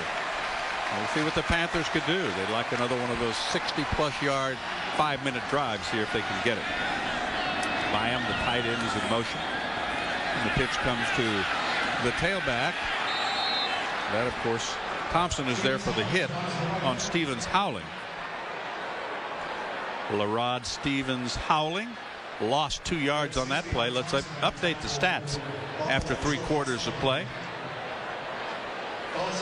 Well, they're starting to even out pretty good, but that one right down there, Pittsburgh only rushing for 64 yards. That's not good. I mean, they can't put all the game into Stowe's hands. A lot of that is because of the style of this Buffalo defense, though. And keep in mind that McCoy can't do it all, and there's a blitz that got him in trouble. Gets it away and completes the pass. They spin him down. That's Porter who made the catch. Thomas was there defensively, but I tell you what, give some credit to Stoll just getting rid of the football. Well, very, very poor blitz pickup up front. I mean, again, they got a free agent right in his face right here. That was, again, the safety blitzes are really giving them a lot of problems. That was Justin Winters, the linebacker right there. But that was a great job of Stoll getting anything out of that play. He didn't get much, but he got back the lost yardage. Didn't get sacked. That was the big thing. That is the big thing. 3rd and long. Another blitz. Stoll sets, fires. That's a first down. Once again, it's Porter, and he's going to be spun down at midfield. Shannon got him, but J.T. Porter did a terrific job. But Porter's really starting to warm up in this football game. They're looking for him now. Well, he really is, and I'll tell you, Jimmy Williams on that Buffalo sideline, buddy, he is not afraid to bring the heat. They blitzed 3 out of those 4 plays in that series. Threw it off his back foot, but made a very accurate throw. That was a zone blitz. That's why he was so wide open. Almost got an additional yardage there for a possible face mask. I thought so, too. 1st and 10 at midfield. 3 receivers in the formation. Stoll sets, fires, caught by the tight end. That's Byam who makes the catch. And right on his back defensively is Lapointe, one of the 2 Canadians on that defensive team, and they are the co-captains, incidentally, of the defense for Buffalo. They're both from Canada. Again, another blitz. A nice job of Stoll just getting rid of the football. Nice 5-yard pickup for the Panthers, who'd like to eat some of that clock. We have about 12.5 minutes remaining here in the 4th and final quarter. It's been a good one. 17-16. Pittsburgh has the lead. Stoll going deep this time. Nobody will get there. Well, you know, there was a collision, and that's why the wide receiver, the ball was thrown correctly, but Turner, there was contact there. Now in the NFL, that would have been a penalty, but of course in college football, that's fine. You're right. That reason it was so badly overthrown is that he couldn't get away from the defender and get down that sideline. Right. See some contact right here.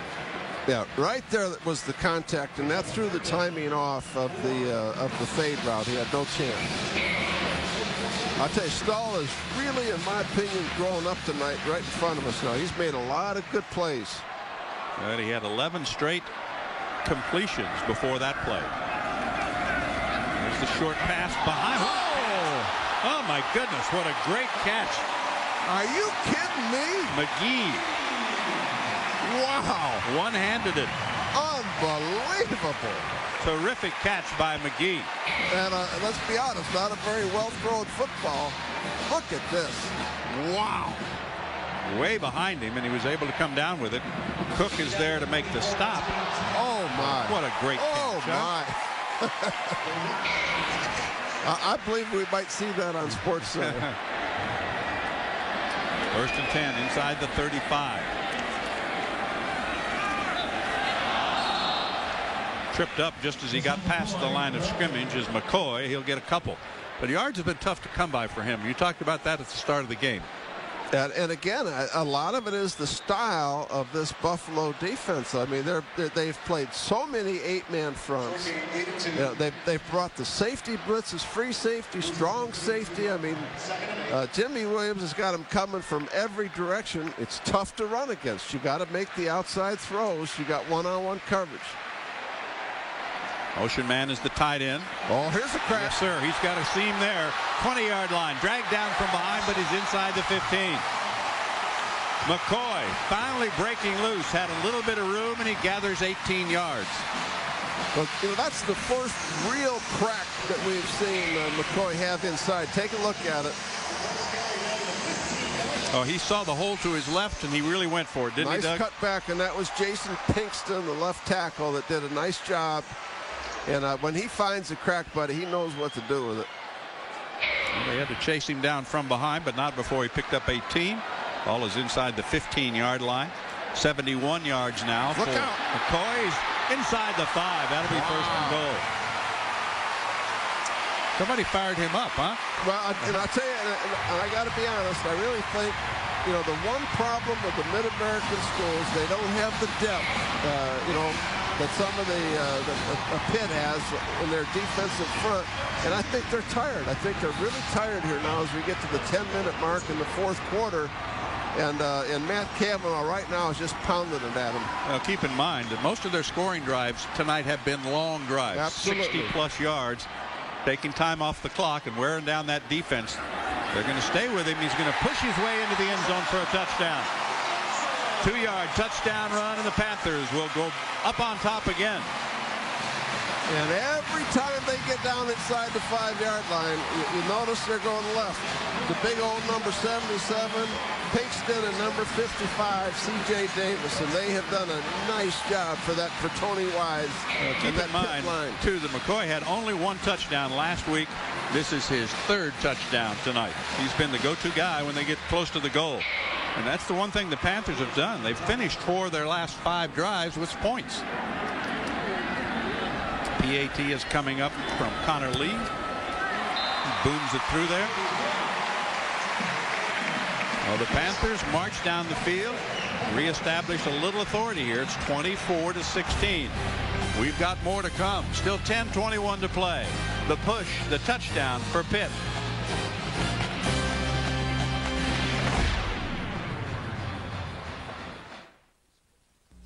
You're up. Nah, you go ahead. All right. Impressive. Where'd you learn that? Some fancy golf school? Hey, how'd you learn to do that? What are you, taking lessons? Come on, what's your secret? You got your own pro? Yep, got a bunch of them. The key to better golf is the best instruction, and Golf Digest is the only place you can learn from the game's hottest pros. Ernie Els, Phil Mickelson, Tiger Woods. Call today, and for just $14.97, you'll get 12 issues of Golf Digest with easy-to-follow techniques, equipment reviews, pocket tips, and much more. Subscribe now, and you'll get this DVD free. Renowned instructor Jim McLean demonstrates practice plans that will help improve your game. What do you mean you got a bunch of them? Here, order your own. Call now and order Golf Digest, 800-543-6200. That's 800-543-6200. See the back pages in a whole new light. It's unbelievable. As Chris Cotter. It isn't like great pictures are growing on trees. Joe Beningo. Who's kidding who? And the daily news writers behind the top stories deliver the hottest New York sports topics with debate. Is there any place for this in baseball? Opinion. I just don't like the attitude of this team. And a whole lot of attitude. Of course he hit him on purpose. Daily News Live, presented by Citi. Weekdays at 5 with encores at 11 and 1:30 a.m. only on SNY. What do I love most about my voice? The luscious, velvety texture? The way I say, Massapequa? I bet you wish you could have a voice like that. Well, you can't. But you can get Optimum Voice for as little as $19.95 a month. That's pretty special, too. Unlimited calling to the U.S., Canada, and Puerto Rico, as little as $19.95 a month. Just call 1-888-THE-VOICE and make Optimum Voice yours. Checkers got a hot new taste. That's a slam dunk. The new Buffalo Chicken Sandwich, hand-dunked in Frank's Red Hot Buffalo Sauce with lettuce and ranch for that hot and cool Buffalo flavor. The new Buffalo Chicken Sandwich. Right now, get 2 for just $3. You gotta eat. Little place, big taste. That's Checkers. Open till midnight or later. Is the score. Another touchdown for McCoy, his 3rd of the night. And the Panthers once again are up by 8, but there's still a lot of time left. Kickoff will be handled by Lucas Briggs. Deep man you see right there in the center of the screen, number 18, is Roosevelt. So once again, the challenge has been thrown back on the Bulls here. Oh, absolutely. And remember, they're a touchdown and a 2-point conversion from tying the game. From the 5, Roosevelt. Knife down as he gets to the 21-yard line. A 16-yard return. Good coverage on the special teams for the University of Pittsburgh. Making the hit down there was Eric Thatcher. Let's take a look at this cutback right here by McCoy. Great eyes right there. I tell you what, he did most of the work on that drive. Carried the ball on the last 4 plays on the drive and eventually got the touchdown himself. Now the Buffalo defense just looked like they just kind of got worn down on that drive.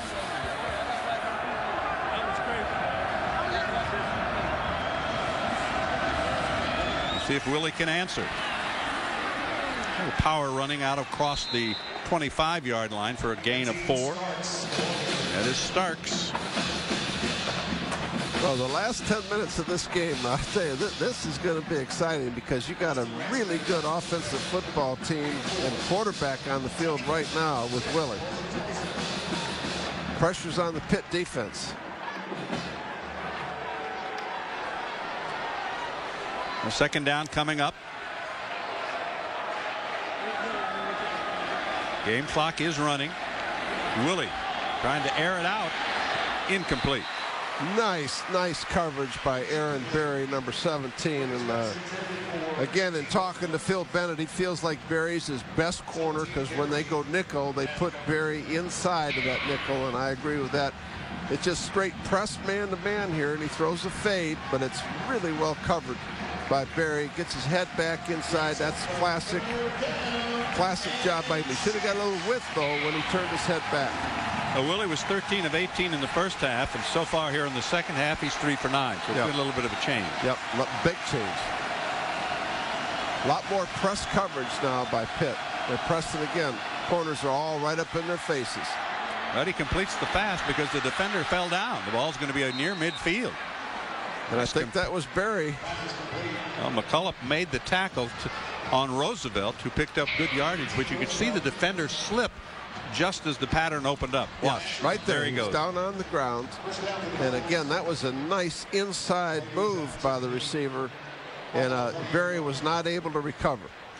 So it's a gain of 21 yards for the Bulls of Buffalo. They've got it at the 48, their own 48. Clock continues to roll. Willie will go from the shotgun. 4 receivers in this formation. Blitz. A little bit of a delay. Oh, there's McKillop. Yeah. Wow. Boy, did he straighten him up. Just follow number 40 and you're going to see the football probably. You're absolutely right. Take a look at number 40 right here. Watch him sniff this thing out. Watch him find the hole right there and meets him head on right in the hole. Classic tackling for him. That's why linebackers make a lot of tackles. The defensive linemen have to slow him up, give me a shot at him, and he goes and gets him, doesn't he? He's just a flat football player. You know, they had H.B. Blades before playing that middle linebacker spot. Boy, they've had 2 really good ones in a row. And on 13 tackles here tonight, less than 8.5 left. Willie dumps it off. About the 44-yard line of the Pitt Panthers. He is run out of bounds. It's going to be Rice made the catch. 3rd and short. That's going to set up 8-yard pickup on the play. But I think take a look at it here. This is Jabal Sheard right there. 97. Looks like he got hurt on that play. This is a very big play in this football game right now. Huge play in this football game. See what Willie can do on 3rd and 2. This game is flying. It's already 8 minutes to go is all. It's because they've been keeping possession of the football, both teams. Been a fun game. Yeah. Here comes the blitz. He is not going to make it. Not that time. James Starks, the guy with 4.5 speed, probably going to lose a yard. So what do you do now? Well, I think if I'm Buffalo, I think I go for it. Let's see.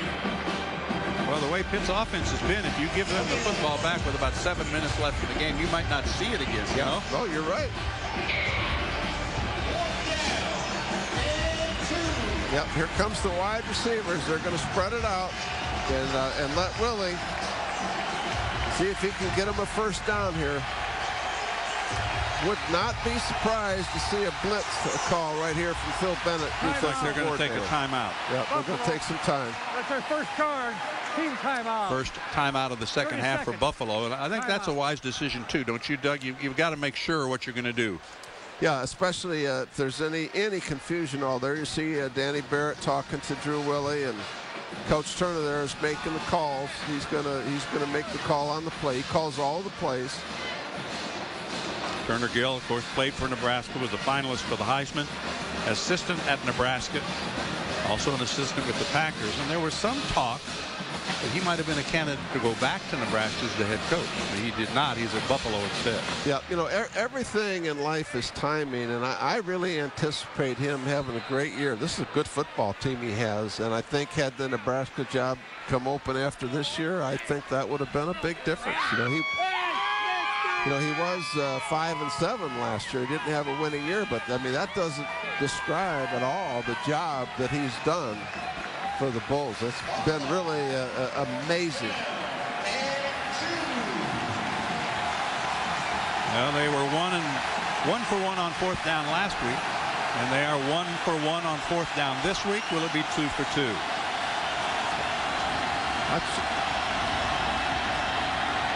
Flags all over the place, and two receivers were standing side by side. Well, they had two people in motion at one time, and I'm surprised that flag didn't come a lot sooner, because the tight end was in motion and the wide receiver moved. Everybody was in motion. That's a penalty. Well, the pass was complete to Jackson, but they're going to back this one up. Yeah. Now shift on the offense. That's a 5-yard penalty. Replay 4th down. That might change some thinking, too. Yeah, now they're going to punt it, I think. You know, boy, there is nothing that boils you as much as that. When you take a timeout and then you have a wide receiver go out there and make a mistake. The tight end was supposed to be moving. The wide receiver was not. There you see Coach Gill, he's not happy with that at all. Barry is the deep man for the Panthers. Varden will kick. What a turnaround. You go back and think about it. You look at this game, Doug. Penalties against Buffalo have been a huge factor here tonight. Yeah, 2 personal fouls really were a big factor in particular. Not much there on the return. A 30-yard kick, a 5-yard return. Set up shop at the 33-yard line. The Panthers hoping to eat up a lot of what's left. 6 minutes and 48 seconds to be played. At Barron's, we find investing opportunities that the crowd missed and give you investing ideas and insights that can help your portfolio grow. Subscribe now and you'll receive 8 weeks of Barron's plus Barron's Online with access to daily columns, market analysis, and tools like our Stock Screener and Market Lab, all for only $19.95. Call now. 800-334-6600. That's 800-334-6600 for Barron's. Chris Carlin. Oh, my Lord. Adam Schein. A couple nuggets to chew on. Taking on the hottest sports topics. Let's hit the phones. Your calls. Where you get to take control of the show.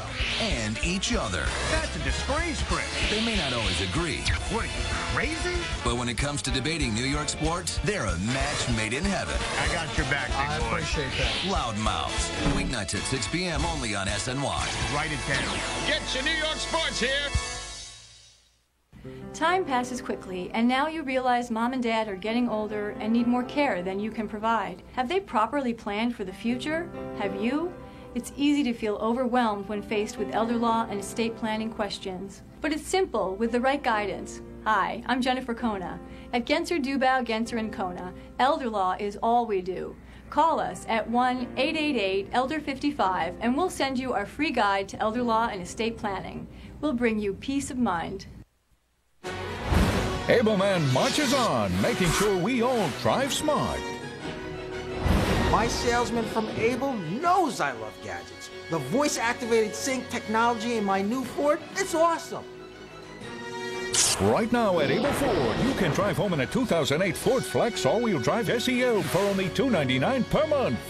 Ableman and Able Ford, ready, willing, and able to help you drive American for less. Able Ford, Rockville Center. To call now. It is 24-16, and now it's time for the Buffalo defense to answer, huh? Yeah, that's the coordinator right there, Jimmy Williams, and he's done a great job with his defense tonight. A lot of good calls, very aggressive. Let's see if they can physically hang in there now. There's going to be nothing there that time for McCoy. Akabandu makes the tackle. You know, Jimmy Williams, former walk-on at Nebraska. Take a look at this. Now look at the penetration. See, they stunned it inside, and that's a nice job filling by the linebacker. That's a good defensive plan right there. You know, former first-round draft choice. I think played 12 years in the National Football League as a linebacker. Loss of a yard. Play action. On the rollout, got a man open. Oh! Can't hang on. Right at the 45-yard line. The intended receiver is McGee. Cedric could not come up with it, so it'll be 3rd down and 11. You know, I think Stahl could have run right there and probably got at least 7 or 8 yards anyway. See, he was wide open here. Let's take a look at the throw.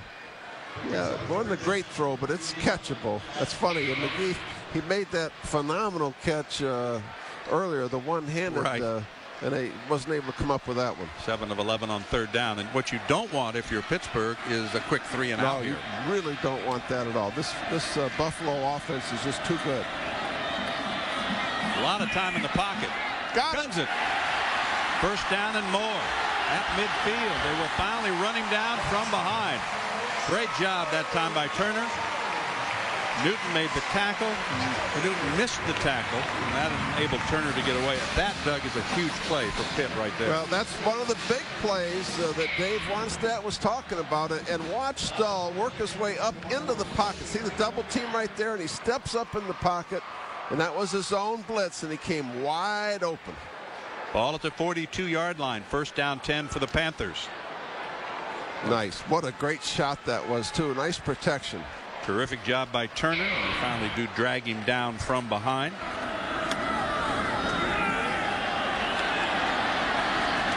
Reverse action Dickerson. One of the tight ends. There's Doran Dickerson, a junior from Imperial, Pennsylvania.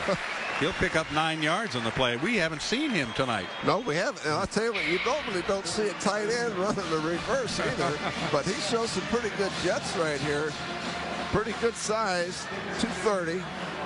Wow, that was a pretty good. I see a helmet laying on the ground there. That was a good collision. Ooh, ball came out late. 9-yard pickup, 2nd and 1. How about that? A rhetoric major. I don't know if I've ever seen that. Sidestepping one tackler and then being dragged down as McCoy. Shannon made the tackle. He gets 2, and that's enough for a 1st down. 24-16. Pittsburgh has the lead. You can see the clock continues to roll. And I think right here you force Jimmy Williams to bring the blitz, and you keep handing the football to McCoy and seeing if you can't wear him down a little bit again now on this drive. McCoy has 88 yards so far this evening on 12 carries. He's the lone setback. There's the quick out pass. It's complete to the tight end Dickerson. He is spun down as he gets inside the 25 to the 24-yard line. Newton is there defensively. You know, based on the way they use him, I think he's a hybrid tight end. He's kind of a half wide out, half tight end. I think he might be more wide out than tight end. I think so too. Again, accurate throw, nice block by the wide out there. That was Turner out there. Turner leading the blocking.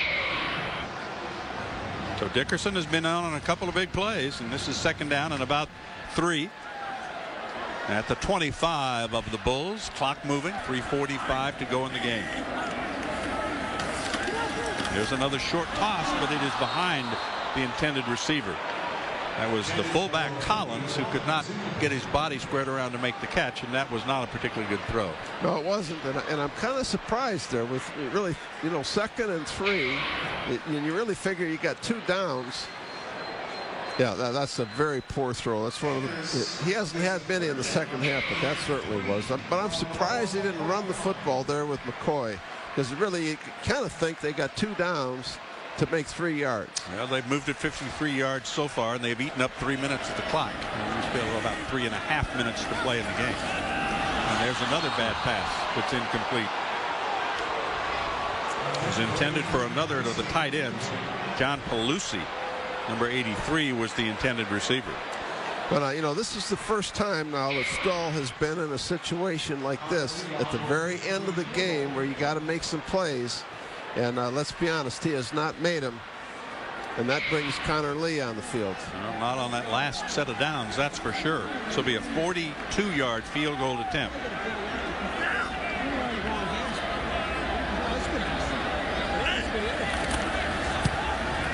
Kick is up. It's long enough, and it's good. Boy, that's a pressure kick right there. Sure is. 42 yards for Connor Lee.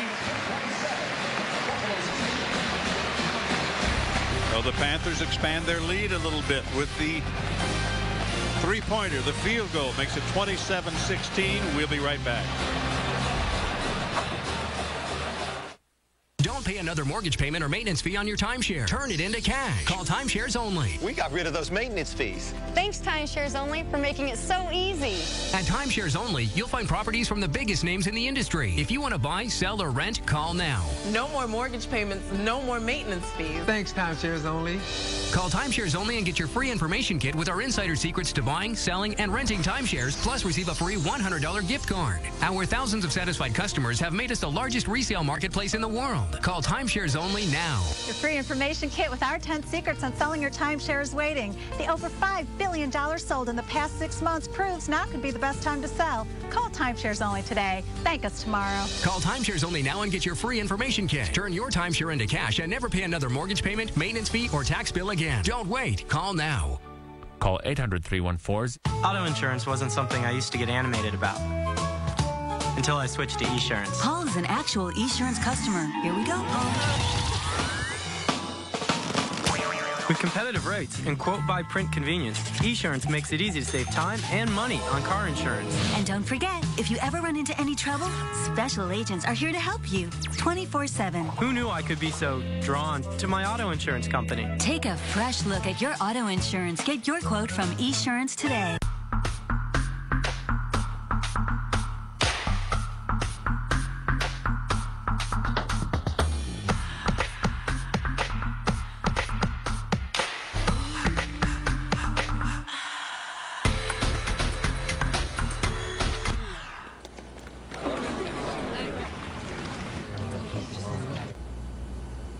Tonight, do the mojito with the refreshingly cool taste of the Bacardi Mojito.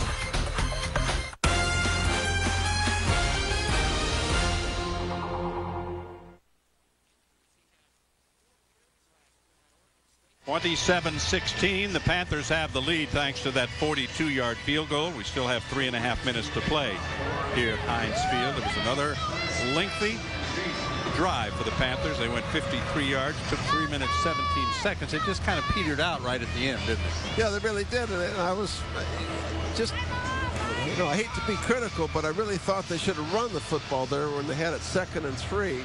And then, of course, Stahl made a couple of throws that weren't very good. Kickoff is headed downfield to Jackson. He's at the 10. And he's knifed down as he gets to the 20-yard line. Well, that's where the Bulls will start, but they have got a lot of work to do now in 3.5 minutes. Yep, 79 yards to go now for Willie.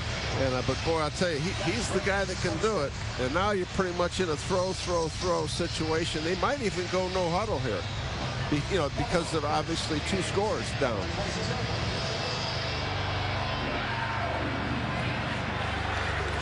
Well, you see what he has done. 18 of 29, 207 yards, a 1 touchdown pass that he had. No interceptions. He makes the catch on the far side, and that'll keep the clock moving as the pass goes to Rice.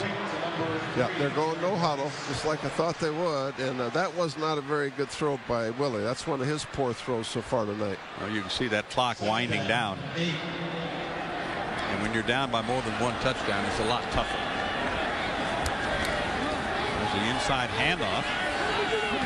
He's going to get Starks close to 100 yards on the night as he is hit late out of bounds near the 27-yard line. Barry ran him out, making the initial hit on him, but he picked up good yardage. Give him 6. That was a good job of him getting out of bounds and understanding the situation. Now we're going to see a lot of zone coverage here, I'm sure, from Pitt. But remember, with that 40-second clock rule, even though he got out of bounds, the play clock is already down to 15 seconds. Yep.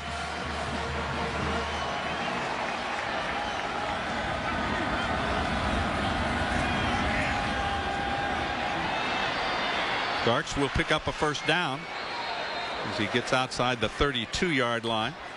McCullough and company there defensively. You know, but needing 2 scores, this is they're playing right into the hands of Pitt now, because they're going to have to start working the football down the field.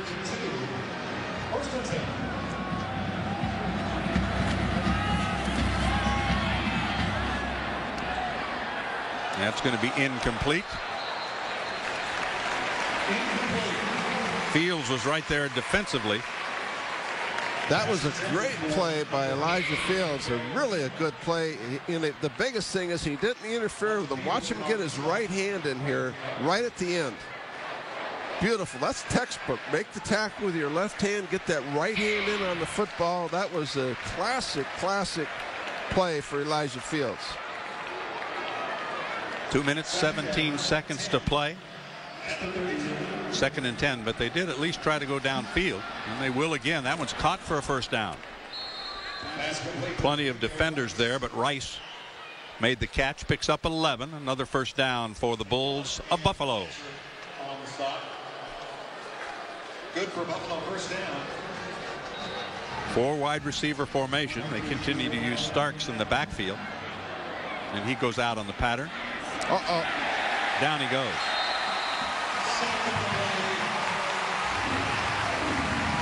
Mistake is pretty excited about the sack, and that will definitely slow him down. Sherd and Tucker were there as well. Boy, and the clock is running. I think this is a stunt. It is a stunt inside. Makes a great spin move on the offensive guard. That's a great spin move by Moustakas. 2nd and 18. 2nd down, 18. They flood the right side.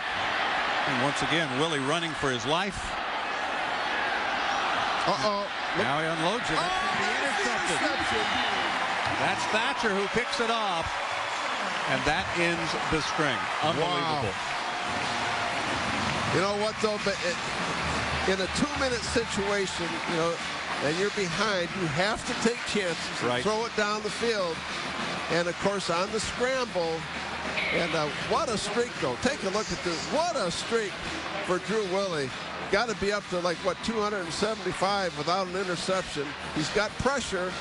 He doesn't see him step in front of him. He never saw Thatcher. He didn't see him. He was trying to get the pass downfield. Couldn't do it. Thatcher picks it off. Well, the Panthers will relax a little bit with 1:25 remaining. Going to post their first victory. Hammer time. 2 tight ends. McCoy tackles himself. he made about 5 moves at the same time, and down he went. This is natural grass here at Heinz Field, and wow, 284 without an interception that's until Drew Willie right there on the sideline. Wow, what I'll tell you what, though, that's an amazing number. If you play quarterback, I don't care at what level you're playing quarterback, you're going to throw interceptions. It's going to happen. I mean, you know, it's going to be off of receiver's hands. The ball's going to be tipped. Something's going to happen. That's a real testament to him and that offensive coaching staff. 2nd down coming up. Stull has done a good job tonight. Yes, he has. He's really grown up for Pitt, I think, tonight. McCoy will get maybe a yard, possibly 2. Wrapped up by Josh Thomas. Most important thing for Stull tonight is to get a dose of confidence. He really needs it. I think he got some tonight. And the fans beginning to cheer because this one is going to wind up and wind down. A very game effort by the Buffalo Bulls. And the Panthers restoring a little credibility here tonight with the job they did. Remember, they scored, I think, on like 5 of their last 6 possessions. They got points. Yeah, they did. And the offensive line, I think, really came alive for them tonight. The defense made some plays. They finally got a big play down the field, and they better, because they got Iowa coming up next. Yeah, it will not get any easier. Then they're going to be looking at a very tough Big East football schedule. But there's a celebration going on at Heinz Field. The Panthers have won their first game of the season. They did it in style, beating the Buffalo Bulls here tonight by a final of 27-16. See Dave Wanstad in the middle of things there. We're going to be talking to him and one of the players when we come back with more from Pittsburgh. Panthers win it tonight, 27-16.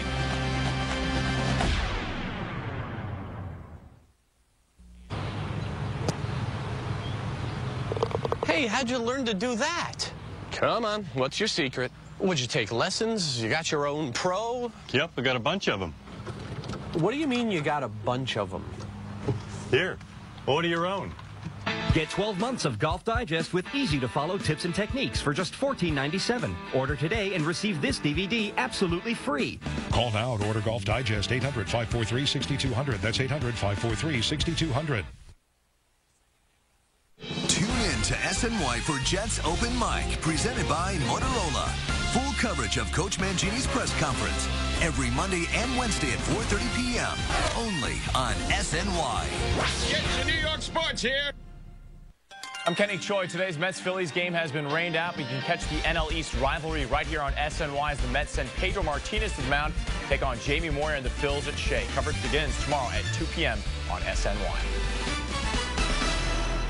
Back 27-16 is the final. We're happy to be joined downstairs by Dave Wannstedt, coach of the winning Pittsburgh Panther football team here tonight.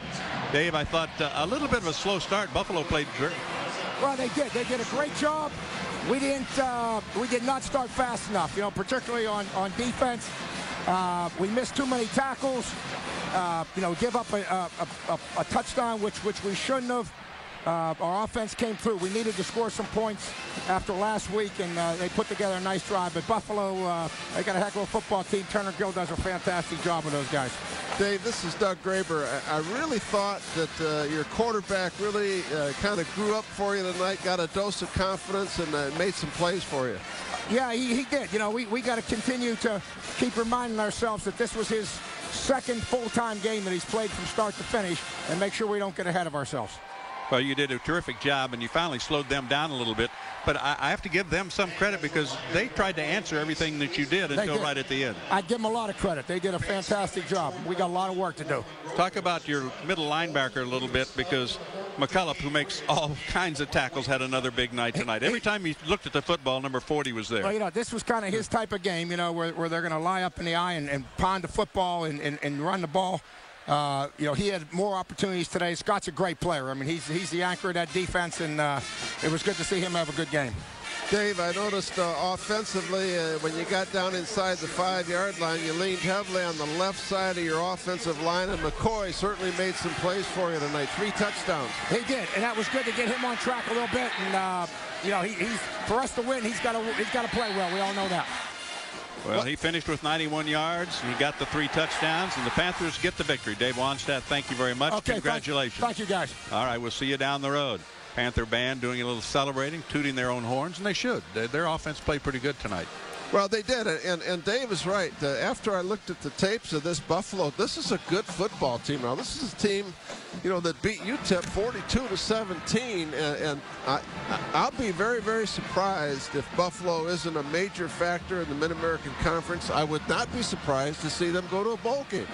Well, as it turned out, the total offense was very even. Buffalo 66 plays, 348 yards.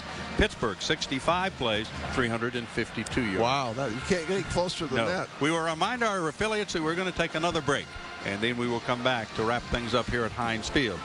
Panthers victorious for the first time this season, 27-16 over the Bulls of Buffalo. That's the final. We'll be right back.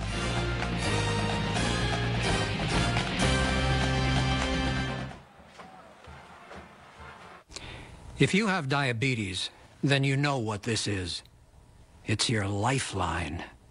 Luckily for us, these new meters are more accurate, they're easier to use, and the best news is you don't have to prick your fingers anymore. Access Diabetic Supply will send you one of these new meters, no charge. And if you have Medicare or private insurance, your testing supplies may also be covered. Call Access now to see if you qualify. They bill Medicare or your insurance company directly. There are no upfront costs, and they deliver your supplies right to your door for free. Call now and find out why thousands of people choose Access. For more information, call 1-800-503-3154. Operators are standing by. Access is America's choice for diabetic supplies. Call Access today. You'll be glad you did. 27-16 is the final score. I'm John Sanders along with Doug Graber. Some fireworks going off outside Heinz Field along the riverbank. Remember, it was Buffalo that scored first, and then they missed the extra point. It wasn't even a good attempt. It didn't go anyplace, and things started to change. But I think one of the things that happened here tonight, you look back at the Bulls, some self-inflicted situations where they got called for 3 personal foul penalties. They had another penalty when they were going for a first down. So some of those penalties really came at important parts of the ballgame as far as Buffalo was concerned. Oh, absolutely. And again, especially obviously the personal fouls, and that's a mistake, and Coach Gill will not be happy with that. But Buffalo is a good football team with an outstanding quarterback.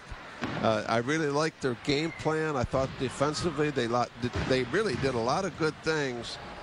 For Pitt, the biggest thing is Pitt's a talented team. I think that Pitt, as they go and mature and hopefully get better during the season, I think they'll be a big factor in the Big East. Well, you got to think, though, that also that Buffalo is going to be a factor in the MAC this year, which is something that hasn't happened in years for the Bulls. Well, I mean, it's never happened. So, I mean, this is all uncharted territory for them in the Mid-American Conference. And, and of course, being in the East Division, I mean, wow. You've got Miami, who played at Wisconsin. Then you got Bowling Green, who beat this Pitt team last week. Ohio U, who had a great game against Ohio State today. Akron had a big win today. Kent State, that East Division, they're going to have their work cut out for them. Well, here's the schedule. Temple, that will not be a pushover game.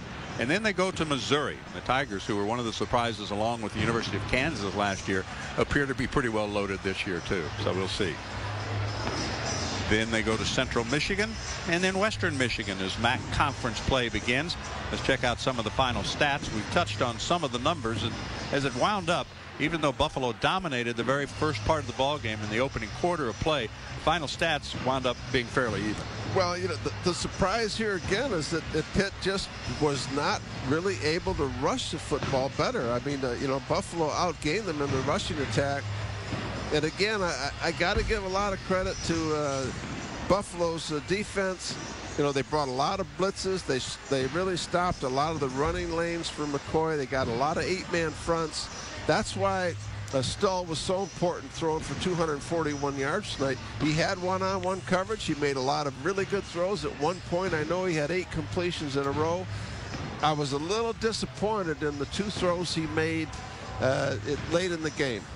Well, Stull threw it 33 times, completed 22 of them, faced some pretty good pressure. You talked about the fact that the Bulls just kept blitzing them all night long. Yeah, they brought it all night long, and that was the pressure right there, and made a great throw to McCoy outside. That was big. And again, here, stepping up into the pocket and hitting Turner, that was a zone blitz, and that's exactly what you have to do. You have to bide time, and somebody's going to come open. Here's what it looks like for the Panthers. They'll go against the Big Ten Iowa Hawkeyes, play at Syracuse, and number 21 South Florida. That's October the 2nd. I'll tell you, that's going to be a test. Well, South Florida, and I had them last week. They are much improved over last year. I mean, South Florida, I think, is going to be very, very tough to beat down there. But no question about that. And they play at Navy, and then they host Rutgers here later on. So the schedule's not going to get any easier. As it wound up, McCoy scored 3 touchdowns, carried 19 times, and picked up 91 yards. And we want to remind our affiliates again that we are going to take one more break before we're finished.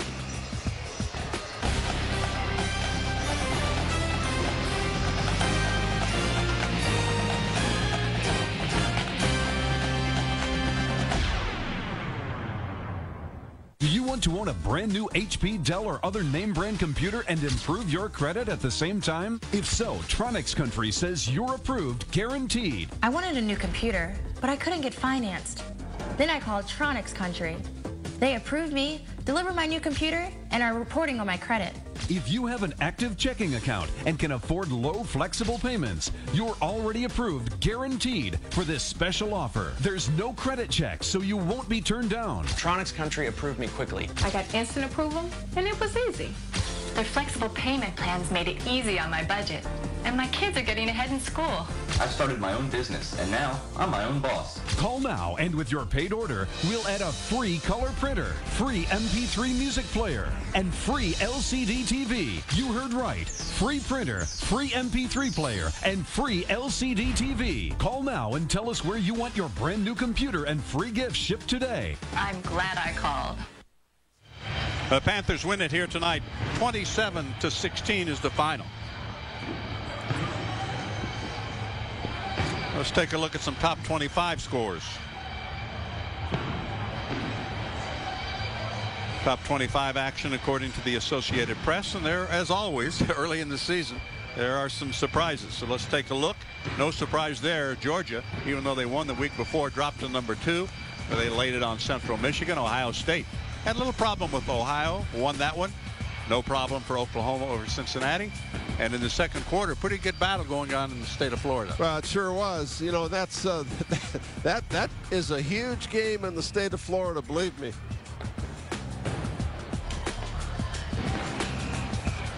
All right, let's take a look at some more. Missouri rolls it up on Missouri State 42-0, and that game's not over yet. East Carolina surprises West Virginia 24-3.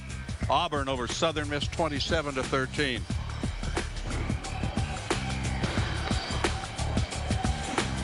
Number 10 Texas and UTEP will play later on. Here's some more scores.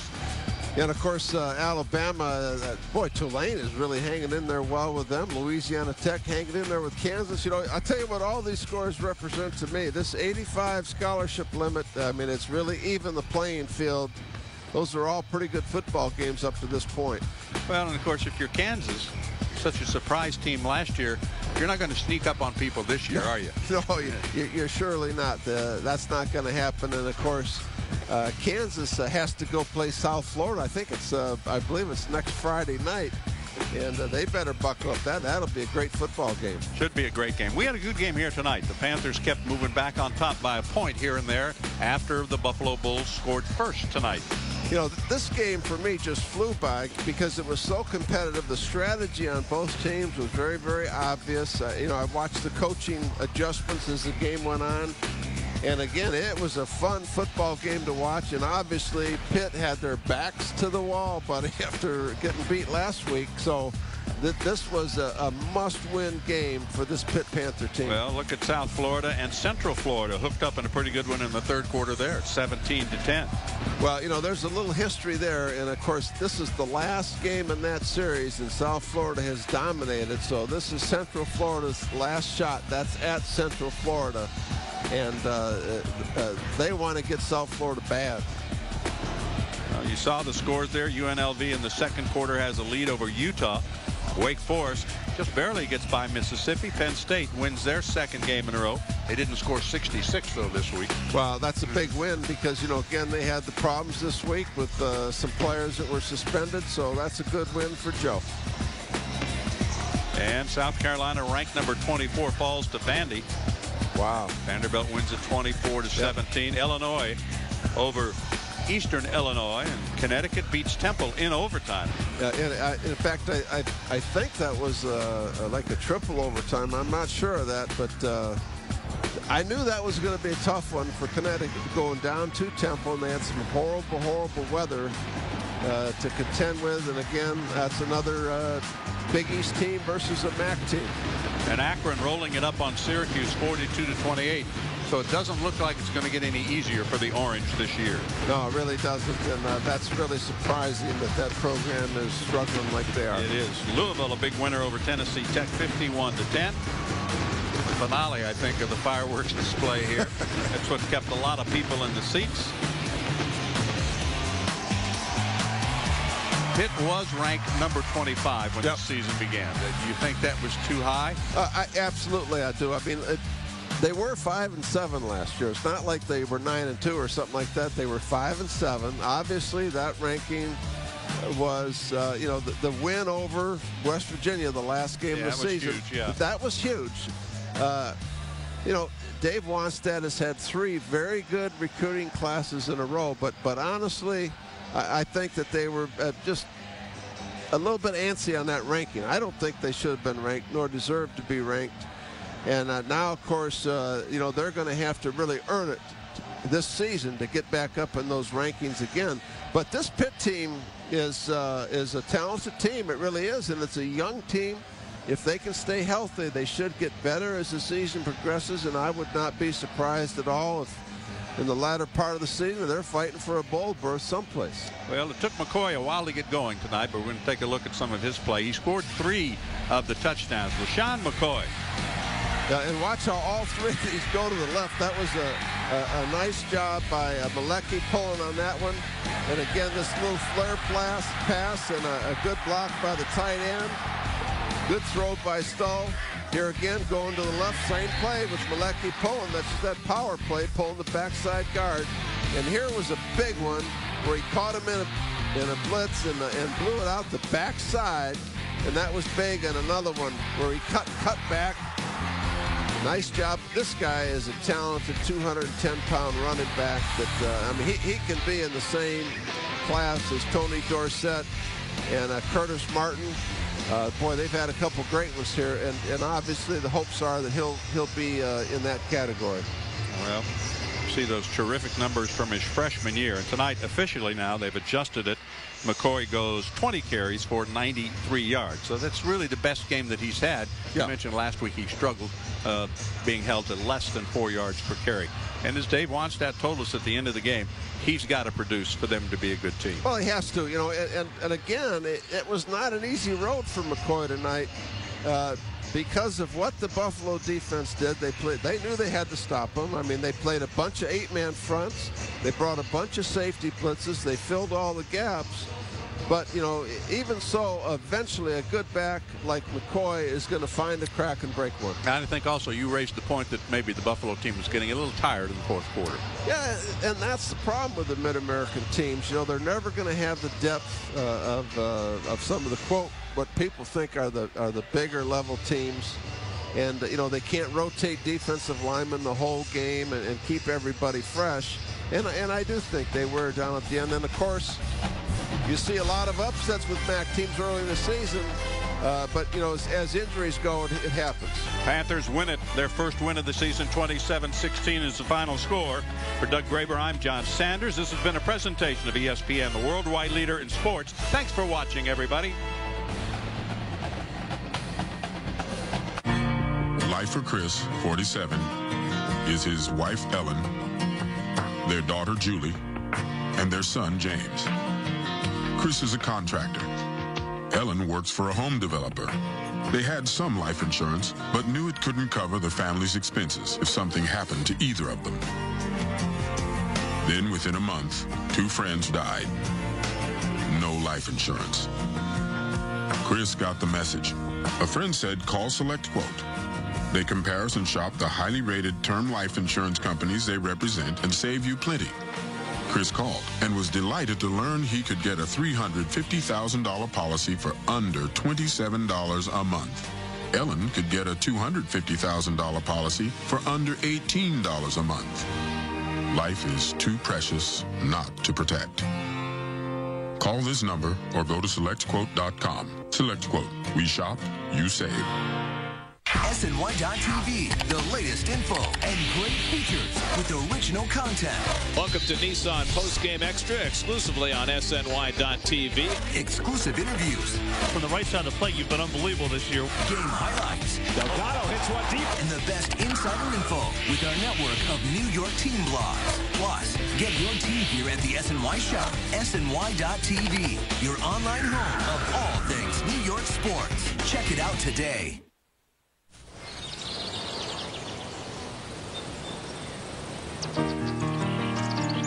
Explore her grandeur.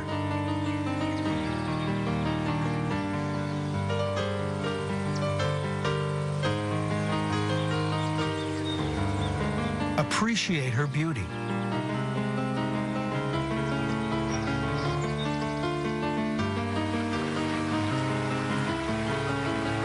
Protect her for tomorrow.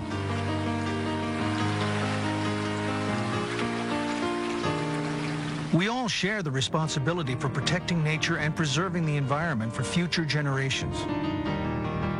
You can help by recycling your old rechargeable batteries.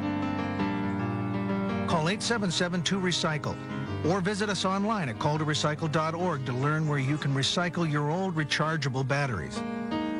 Please,